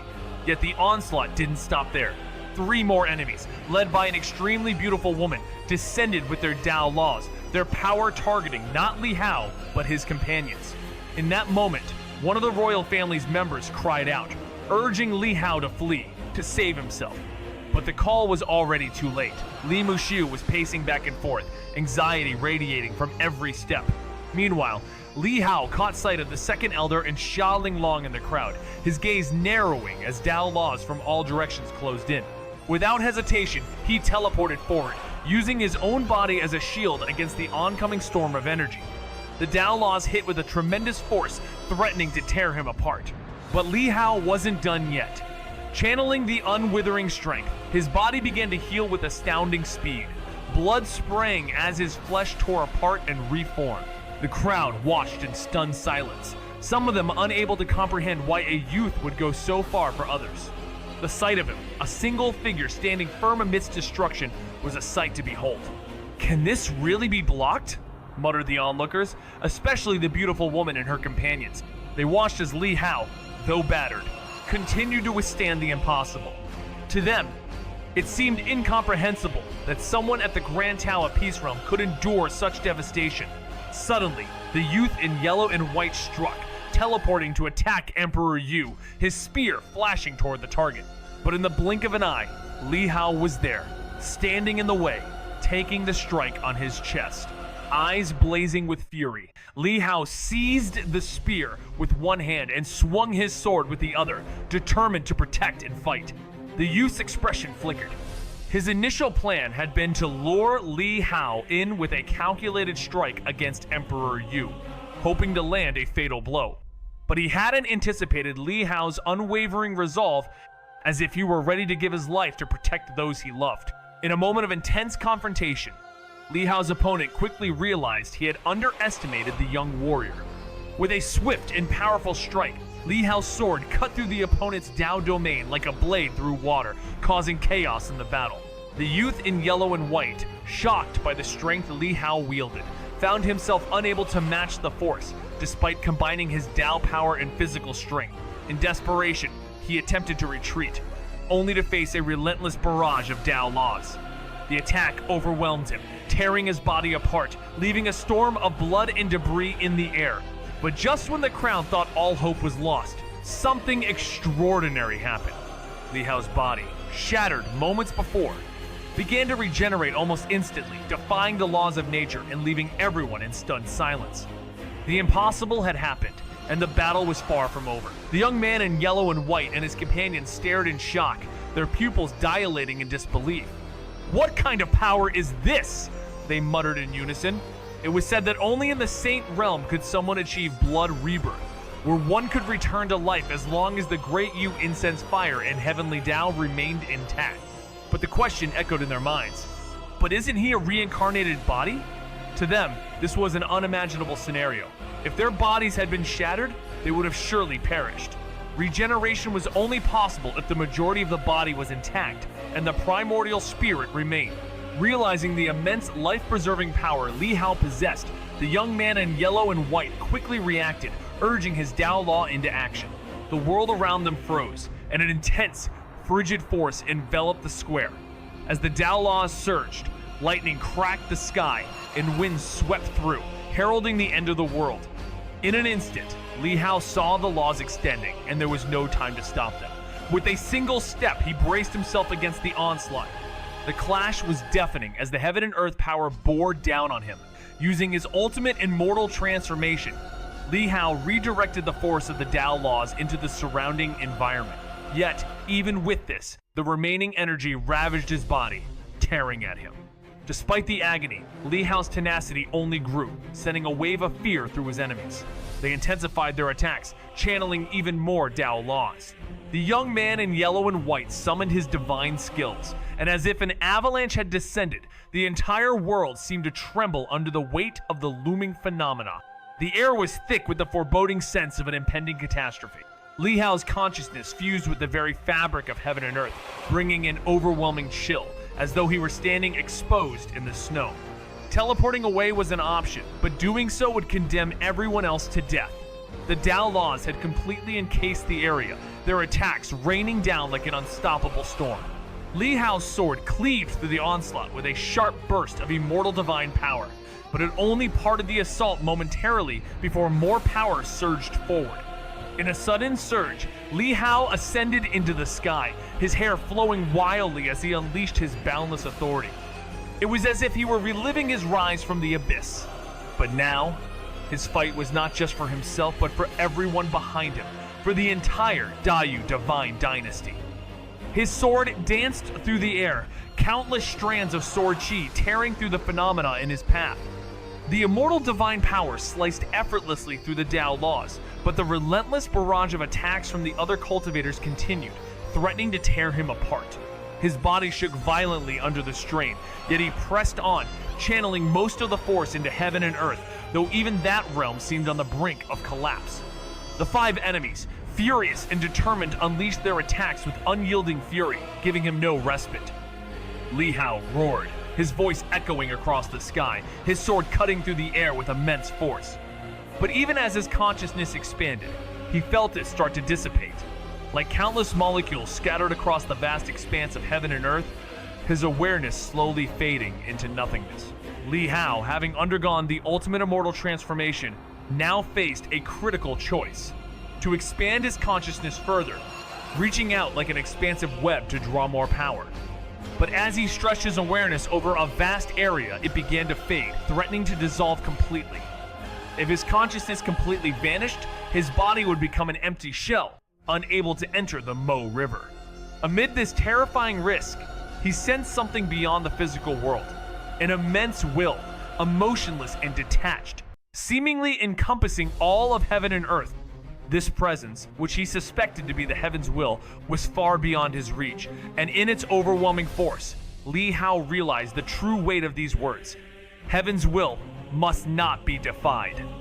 It was at that moment that Li Hao understood the true meaning of his transformation, becoming one with the heavenly Tao, his heart aligned with the heavenly heart. Though he had previously manipulated the powers of heaven and earth, he now saw how shallow his control had been. True mastery lay in the ability to lift the entire world itself, to harness its essence and use it to dominate everything. With this realization, he took a crucial step toward the ultimate stage of immortal transformation, the Celestial Venerable. His understanding forever transformed as he moved closer to his true power. Li Hao, once borrowing strength, now commands it with an overwhelming presence. Thunderous flames rage as powerful mystic forces batter him, but he stands unfazed, his wounds healing at an astonishing pace. His eyes gleam coldly, and with a single, decisive punch, he shatters the chaos around him. The very sky seems to split as his fist cleaves through, clearing the clouds and breaking the Taoist powers of his foes in an instant. The five powerful cultivators who sought to annihilate him are left stunned, unable to comprehend how the laws of their world could be so easily shattered. As Li Hao's gaze pierces through them, emotionless and indifferent, it is as if the gaze of the heavenly Tao itself watches over them, leaving them awestruck. Could this truly be the power of the Grand Tao of Peace Realm? In the land of all saints, even the mightiest forces were no match for this unexpected monster. Amid the chaos, Li Hao's body suddenly executed the returning ruin instantaneous movement, piercing through the turbulent space and stepping right into the Tao domain of 5 powerful individuals. The combined laws of destruction, wind, ice, and binding power rained down upon him, each intent on tearing him apart. Yet, the relentless force of the 5 domains could not touch him. Shielded by an unseen protective force, Li Hao's teleportation brought him face to face with the beautiful woman at the heart of the domain. She was stunned, her powerful defenses overwhelmed by the sight of him standing unscathed, and the realization hit her like a wave. As Li Hao raised his arm, she was filled with terror, an undeniable shudder overtaking her as she felt the presence of death itself. Desperate, she screamed for salvation. The other 4 were equally stunned by his ability to endure their domain's oppression. In the blink of an eye, Li Hao swung his sword, channeling the power of the heavens into a single strike. The woman's Tao power shattered like water blown by a fierce wind, and before she could react, her head was severed, her body annihilated in a swift, unstoppable motion. As her primordial spirit fled in panic, she could not escape the horror that awaited her. Li Hao's presence was overwhelming, his speed defying the unimaginable, surpassing even the legendary returning ruin instantaneous movement. In an instant, he stood before the beautiful woman, his own primordial spirit emerging with an air of untouchable power. In a panic, she begged for mercy, offering to pass on her divine skills, desperate to avoid death. But it was too late. With a single, thunderous punch, Li Hao shattered her primordial spirit, her existence dissipating into nothingness. The remaining foes, a group of 4, watched in horror and confusion. The young man in yellow and white recognized Li Hao's returning ruin instantaneous movement, but was baffled by his newfound mastery of realms beyond comprehension. As he pieced it together, it became clear Li Hao wielded the most mysterious, powerful extremes of immortal realms, transcending what any sect or scholar had ever documented. Amidst the chaos, one of the attackers, desperate, unleashed a powerful divine skill imprisoned thoughts, seeking to trap Li Hao's consciousness. However, this move faltered as it collided with Li Hao's boundless will, shattering under the weight of his immense power. The battle raged on, as Li Hao's divine might and unyielding spirit marked the beginning of a transformation that would reshape everything. Li Hao, carrying the celestial venerable will, advances with unstoppable force, his presence transcending mystic powers. Despite only grasping a fraction of this mighty will, its power is far beyond any known force, leaving a terrifying impact. As Li Hao strides forward, he ignores the masked young man's mystic attempts, which are powerless against him. Instead, he focuses on eliminating another opponent, a young man dressed in a purple-blue robe who attempts to use his Taoist charm for a swift retreat. But Li Hao sees through the movement, and with his ultimate immortal transformation, even the slightest trace of Taoist charm is exposed. A single slash of Li Hao's sword, imbued with a force like a mountain crashing down, cleaves through the protection of the opponent's treasures and strikes with unrelenting power. The young man's defenses are shattered, and his body is torn apart in a violent explosion. His primordial spirit is swiftly dispatched before it can flee. In mere moments, Li Hao has vanquished 2 powerful foes, and his overwhelming ferocity shakes the remaining 3. Among them, a half-masked young man, still reeling from the backlash of his mystic power, struggles to suppress the furious surge of the celestial venerable will within him. His mind is overwhelmed by the force of this supreme will, filled with rage and fear. Realizing they need more power, another young man urgently calls for help, seeking to combine their Tao domains to unleash a devastating counterattack.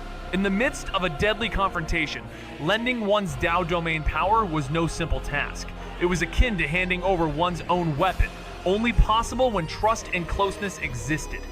But faced with an overwhelming threat, they had no choice but to combine their strengths. The young man in yellow and white summoned the mightiest mystic power in his arsenal, one that could imprison both heaven and earth, blocking even the swiftest of movements. However, As Li Hao unleashed his own power, the ground itself trembled under his ferocious strike.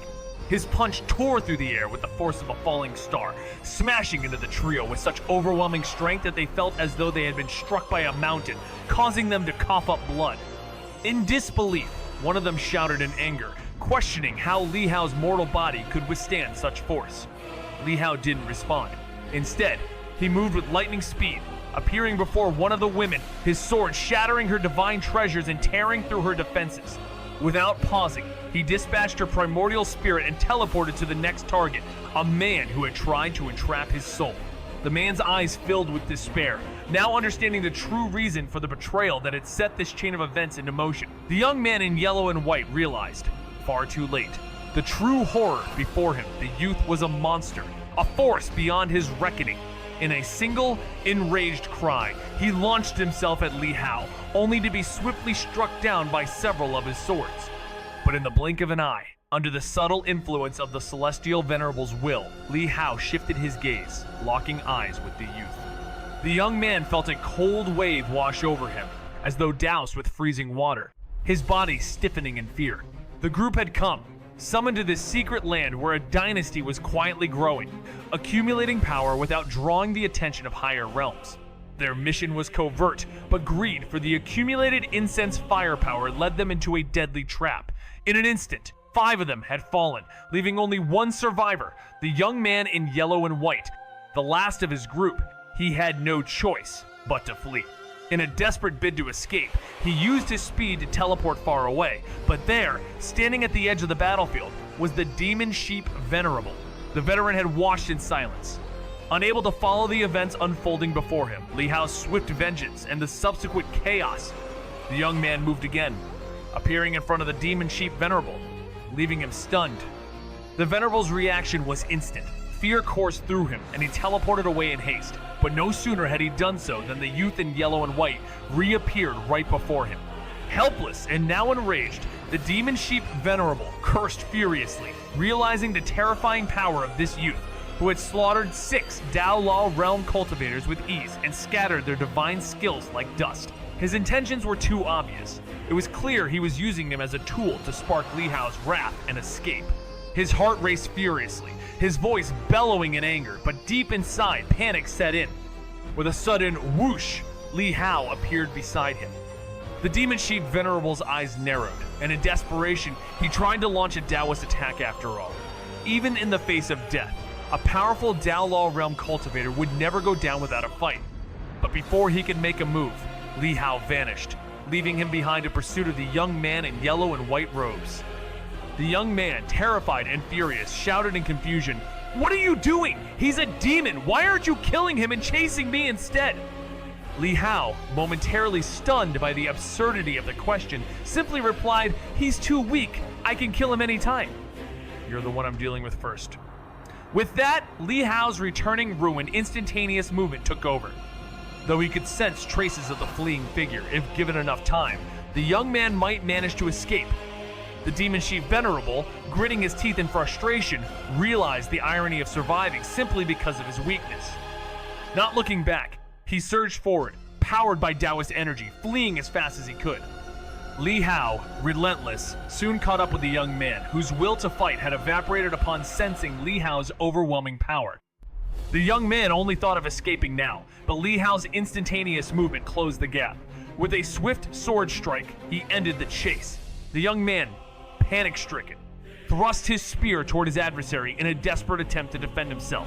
But Li Hao, with a single stroke of his sword, shattered the ancient weapon and cleaved through his opponent's Dao domain, severing his arm.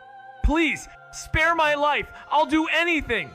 The young man cried out, his voice filled with agony. His face twisted with desperation as he begged for mercy.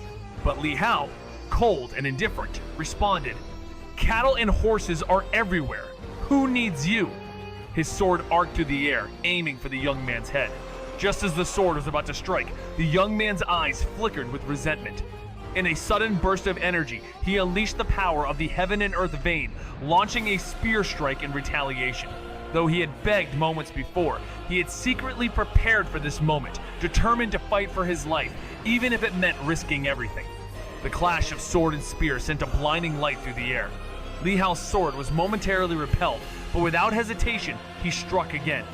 The spear shattered, and the young man's eyes filled with horror as his head was severed. Li Hao followed with a crushing punch that obliterated his body, manipulating heaven and earth to ensure total destruction. The young man's primordial spirit emerged, panic written across its face as it pleaded, "Don't kill me! I can exchange divine skills with you!" Li Hao paused, intrigued by the mention of divine skills.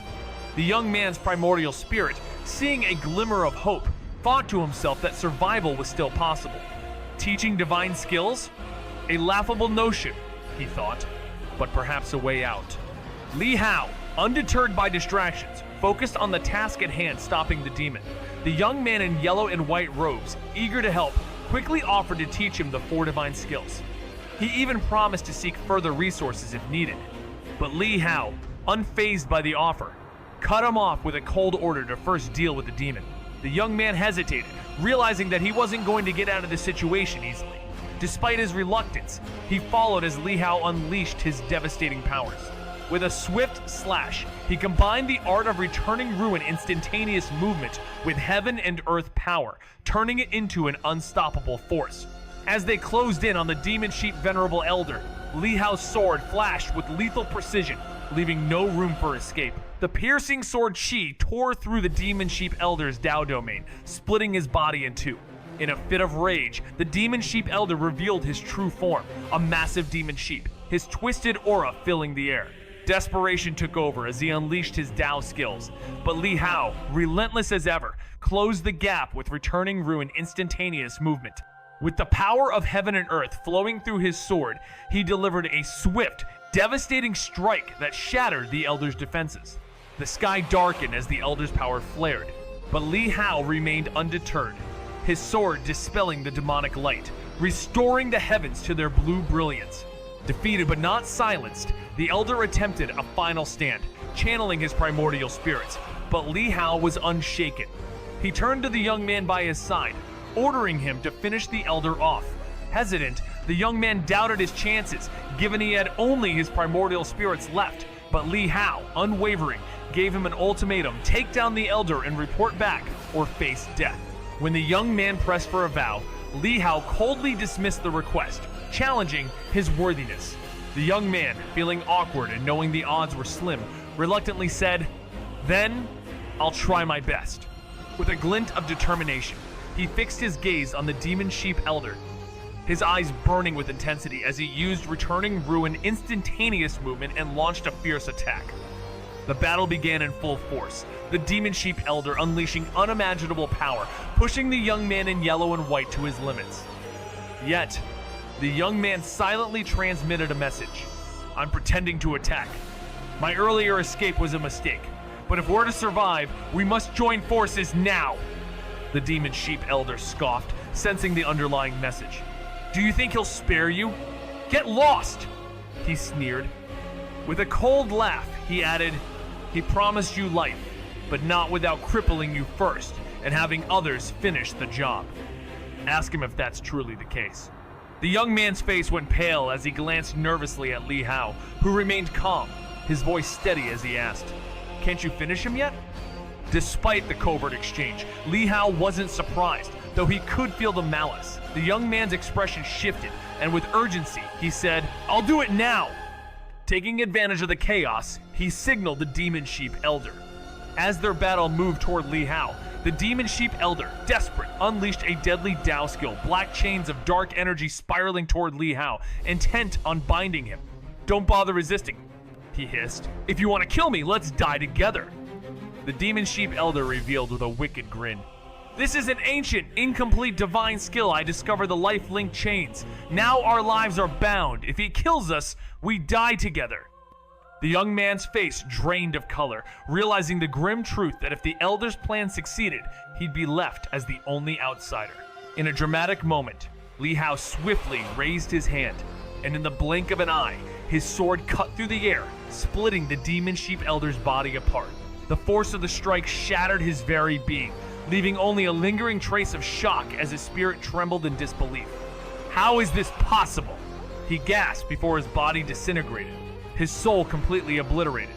The young man who had watched in awe turned to find Li Hao unscathed, a stark contrast to the elder's fate. Li Hao calmly observed the elder's demise, noting how the attempted fusion of Dao skills had failed. With his own mastery of the ultimate immortal transformation, the life-linked chains, which linked one's fate to the heavens, were not something easily broken. Li Hao's power, intertwined with the very fabric of the world, made the impossible seem insignificant. Turning to the young man, Li Hao requested, "Tell me about your divine skills." Caught off guard, the young man hesitated, realizing that the elder's ferocity had been real, but Li Hao's method of overcoming it was beyond his understanding. He pondered, perhaps Li Hao was a reincarnated saint, someone with power that transcended his own knowledge. With little choice, he began to speak, all the while hoping that the skills he shared would prove useful. But as the divine skills flowed into Li Hao, a prompt appeared before him, revealing the acquisition of a powerful, upper-rank skill. Li Hao confidently selected yes, and in an instant, the panel began to show the first of the divine skills. Soon after, 2 more appeared, followed by the 4th. In total, there were 4 divine skills, each classified as 1 upper rank, 2 middle rank, and 1 low rank. The middle rank divine skill that had once restricted Li Hao's Dao domain was now recorded on the panel, but something was off. Despite being listed, the skill was only comprehended at the initial comprehension level in his 7 stages imperial path, leaving much of it out of reach. Li Hao noticed some discrepancies in the information from the panel compared to what he'd just heard. These were subtle, yet significant nails embedded within the divine skills.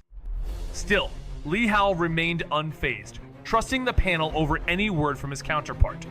The young man in yellow and white clothes, once distant, now appeared with a humble and respectful demeanor, his earlier coldness replaced by a sudden earnestness. "These divine skills are challenging," he explained. "It'll take you about 3 to 5 years to reach even the initial comprehension level. With your talent, achieving full control should be within your grasp in 10 years. He continued with deference. "If you can attend the Saints' Dao preachings, your comprehension would skyrocket, especially for that upper-rank divine skill. You might even grasp it within 5 years. He then made an offer. "In my holy land, there's a saint. With your talent, becoming a disciple should be an easy feat." Li Hao, ever calm, asked simply, "Anything else you wish to say?" Li Hao's question hung in the air. "Can you still turn the skies when you're dead, if you couldn't even do it while alive?" The young man in yellow and white clothes was on the verge of choking, nearly spitting out blood, overwhelmed with rage. But before he could react, Li Hao's strike annihilated his primordial spirit. As a dark strain of light drifted out from the remains, it was drawn toward a void that seemed connected to the Mo River. Li Hao, sensing an opportunity, seized control with a sudden surge of power. He locked the strand in place, freezing it in the void, and watched in disbelief as the young man's consciousness snapped back to clarity. Still reeling from his death, the man found himself helpless, only to see Li Hao's sword descending. Desperate to defend, it was too late. The overwhelming force tore him apart. Li Hao had tested his newfound power and was stunned by his success. Normally, after death, a soul would reincarnate as a strand, safe from complete destruction. But using the ultimate immortal transformation, Li Hao not only confined it but obliterated it entirely. Li Hao's question hung in the air. Can you still turn the skies when you're dead if you couldn't even do it while alive? The young man in yellow and white clothes, overwhelmed with indignation, felt a sharp pain in his chest, almost choking on his own blood. But before he could react further, his primordial spirit was eradicated by Li Hao. As the dark light of his dissipating soul floated out, it seemed to be drawn towards something far beyond, perhaps a path leading to the Mo River. In an instant, Li Hao realized he could contain it. With a surge of energy, he reached out, harnessing the power of heaven and earth to freeze the soul in place. To his surprise, it worked. He was able to stop it from escaping. The young man's consciousness, now clear, shifted in shock. Was he not dead? As he saw Li Hao's sword raise, his eyes widened in realization.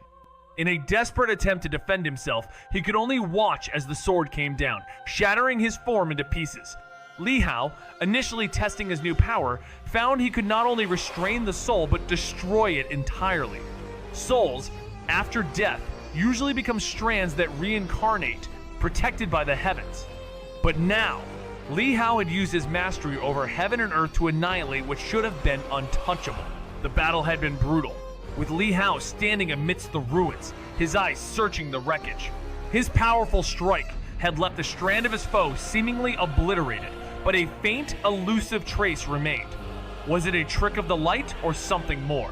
Li Hao's instincts told him it wasn't just an illusion. Perhaps this was something deeper, something tied to the ancient secrets of the Mo River, a power beyond his current understanding. As the massive body of the Demon Sheep Venerable vanished, Li Hao couldn't help but feel a rush of urgency.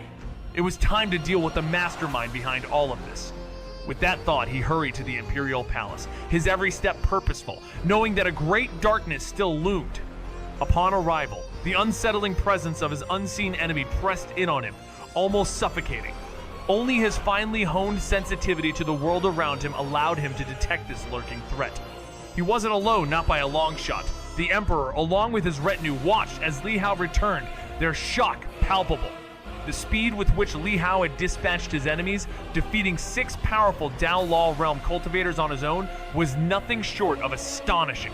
His battle had defied belief, with no sign of his having ascended to the Tao Comprehension Realm, yet his power was unmistakable. It was a force beyond comprehension, leaving all who witnessed it in awe. Li Muxiu, overcome with emotion, rushed forward to check on him, her voice filled with concern.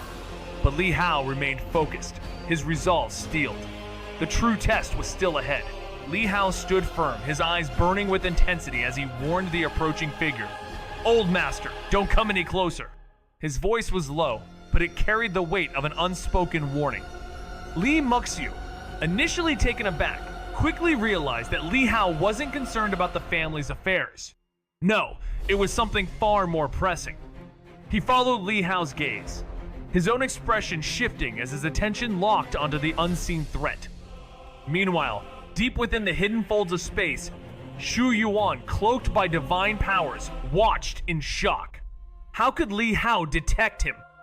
The young man's arrival had thrown everything into chaos, and Shu Yuan, who had been cautiously observing, now found himself cornered by a force he hadn't expected. He had been prepared for the demon's appearance, not for the storm that Li Hao would bring. He had calculated every move, hidden his presence carefully, but now, facing this unexpected turn of events, he was forced into silence. As the battle raged on, the ground beneath him seemed to tremble with every passing moment. Would Li Hao hunt him down too? His mind raced outnumbered. He knew he couldn't win this fight, but retreating could expose him.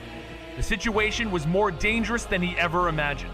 Li Hao had always been a force to be reckoned with, but the realization that his enemy could sense traces of the returning ruin's extreme realm left him in awe.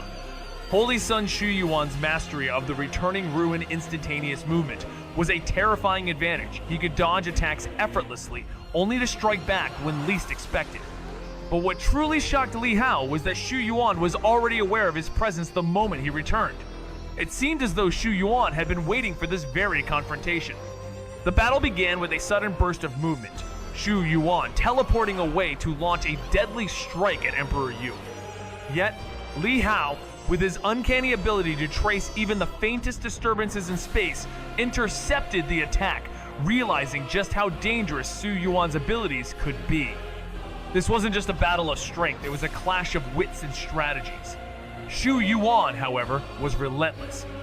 As Li Hao moved to suppress him, Shu Yuan summoned a divine skill, conjuring a formless mirror image to confuse his opponent. But Li Hao, unyielding as ever, refused to be deceived, using the power of heaven and earth to cut through the chaos and deliver a decisive strike. The stakes were higher than ever. Only one would emerge victorious from this battle of extraordinary forces. In a flash, 8 identical figures materialized around him, emerging from the void with precision.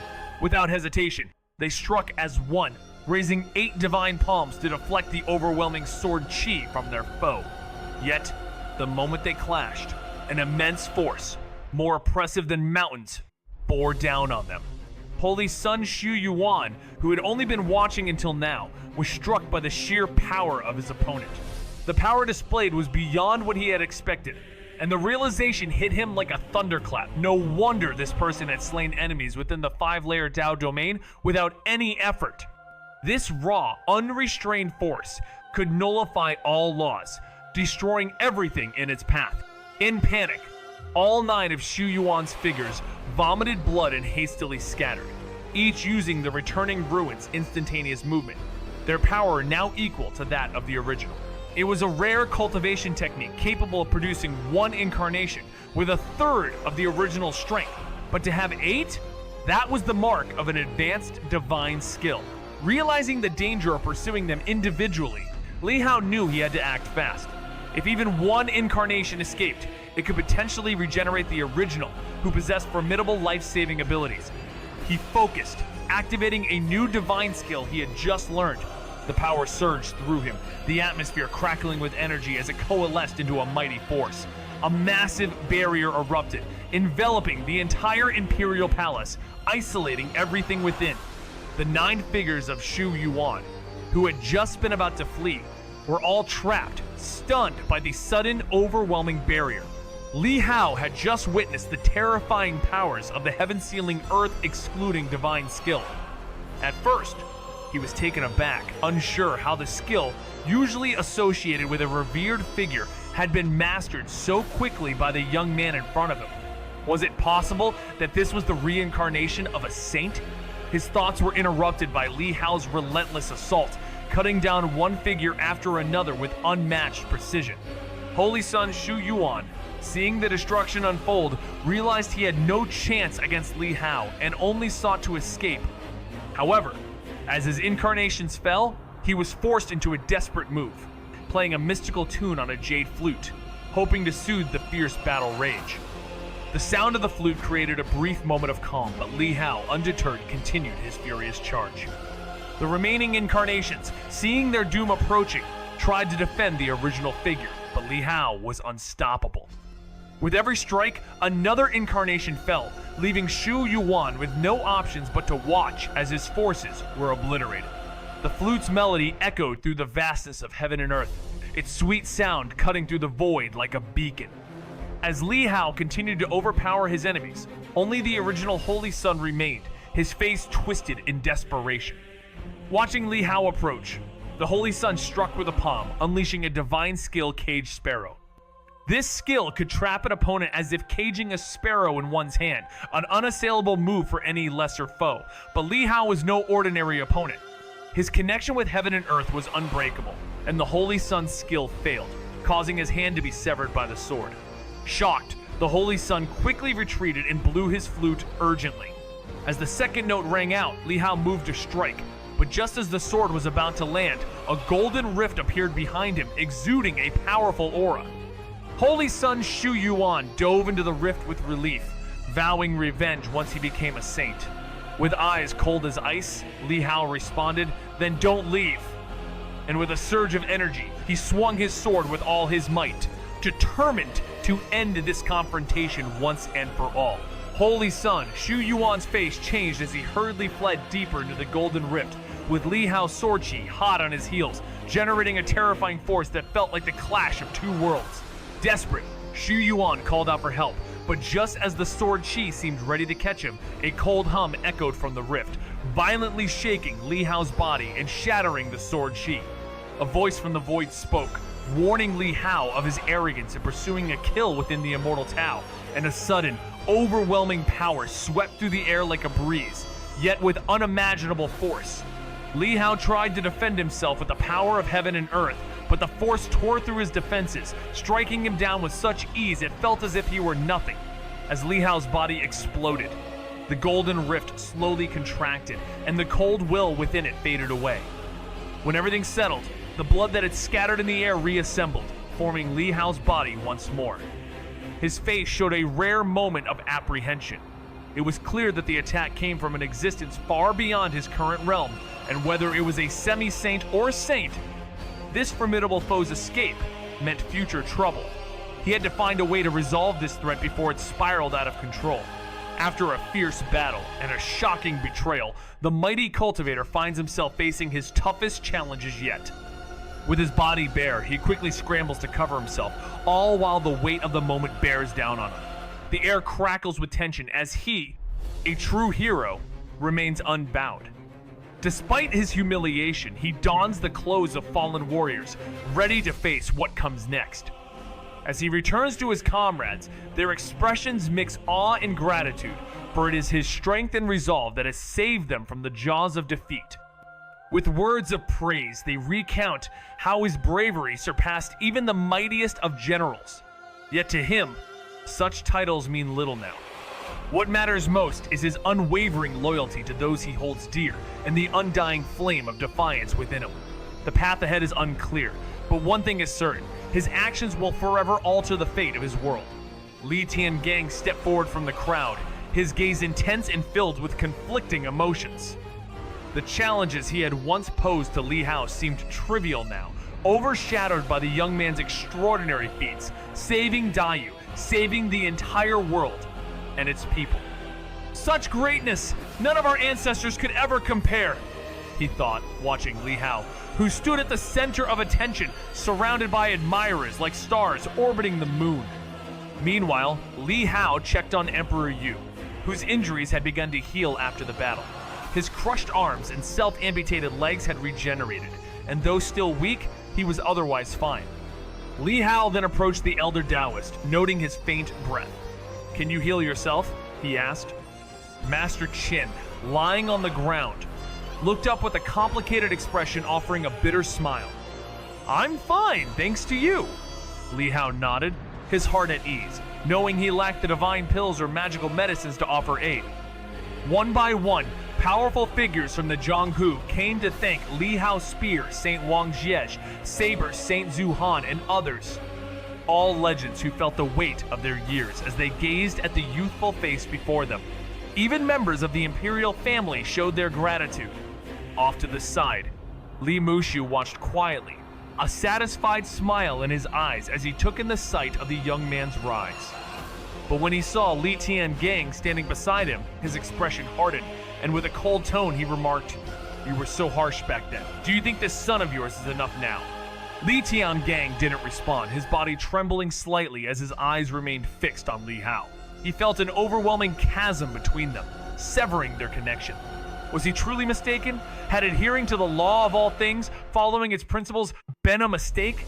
He was now caught in confusion. Meanwhile, Emperor Yu escorted Li Hao, Master Qin, and other injured members of the imperial family to the back hall of the palace. Li Mushu glanced over but chose not to follow. Instead, he made his way toward the gates of the palace, determined to survey the city and eliminate any remnants of demons he might find. Others began to depart as well, but Li Tiangang remained frozen in place, staring blankly as Li Hao and Emperor Yu left without a single glance back, not even a farewell. His heart was filled with desolation, and the questions tormented him. Was he truly wrong?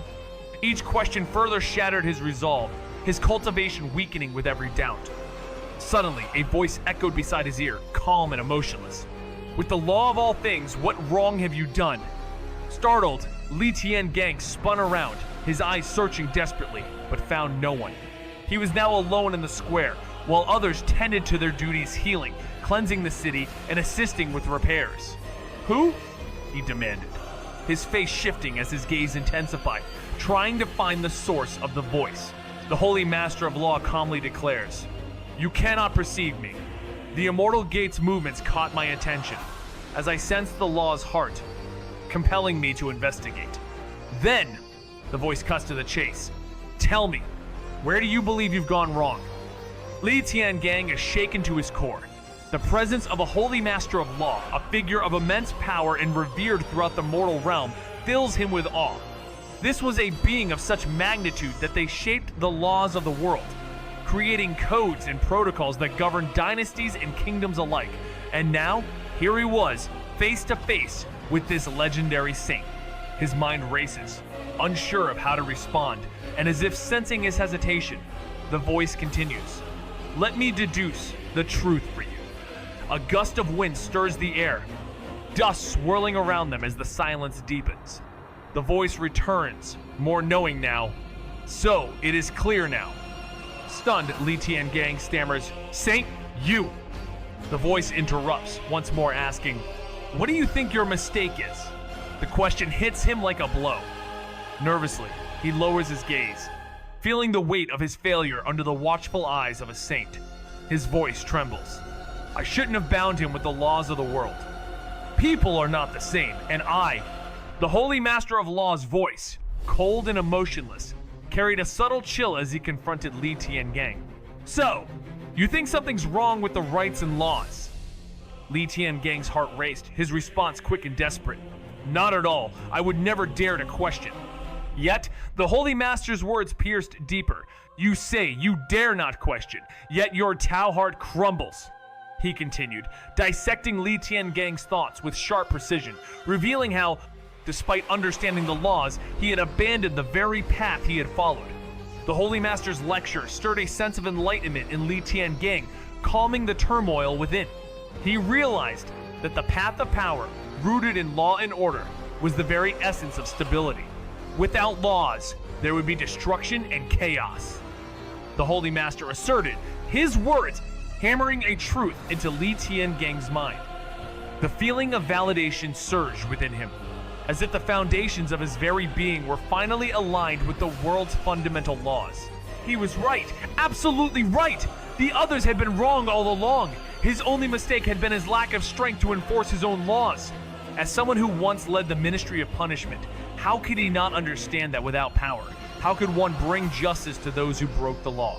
The fault didn't lie with the laws themselves, but with his own inability to protect them. Suddenly, it was as if he had broken free from his old mindset, his frustration finally finding release. "Grateful for the Supreme Saint of Law's wisdom," he exclaimed. "Thank you for showing me the way." The Supreme Saint, with a serene voice, spoke of his sincere heart for the law and offered him a place as a disciple. "One day, you could replace me as the Supreme Saint of Law." He spoke of a child, one who had defied the law, yet blood could not sever their bond. The saint promised not to harm the child, but to guide him back, re-educating him in the ways of the law. Overwhelmed with excitement, he asked, "Truly?" The Holy Master reassured him, "Leave behind the mundane world. Follow me, and your child will one day enter the immortal gate." Li Tiangang's heart raced with a mix of shock and excitement. The Holy Master of Law, a revered saint, had chosen him as a disciple. Few ever had the fortune to meet such a being, especially from the mundane world, and yet this legendary figure was now offering him the rarest opportunity. His words struck Li Tiangang deeply, leaving him overwhelmed with emotion. "Disciple pays respect to master," he said, kneeling before his new teacher.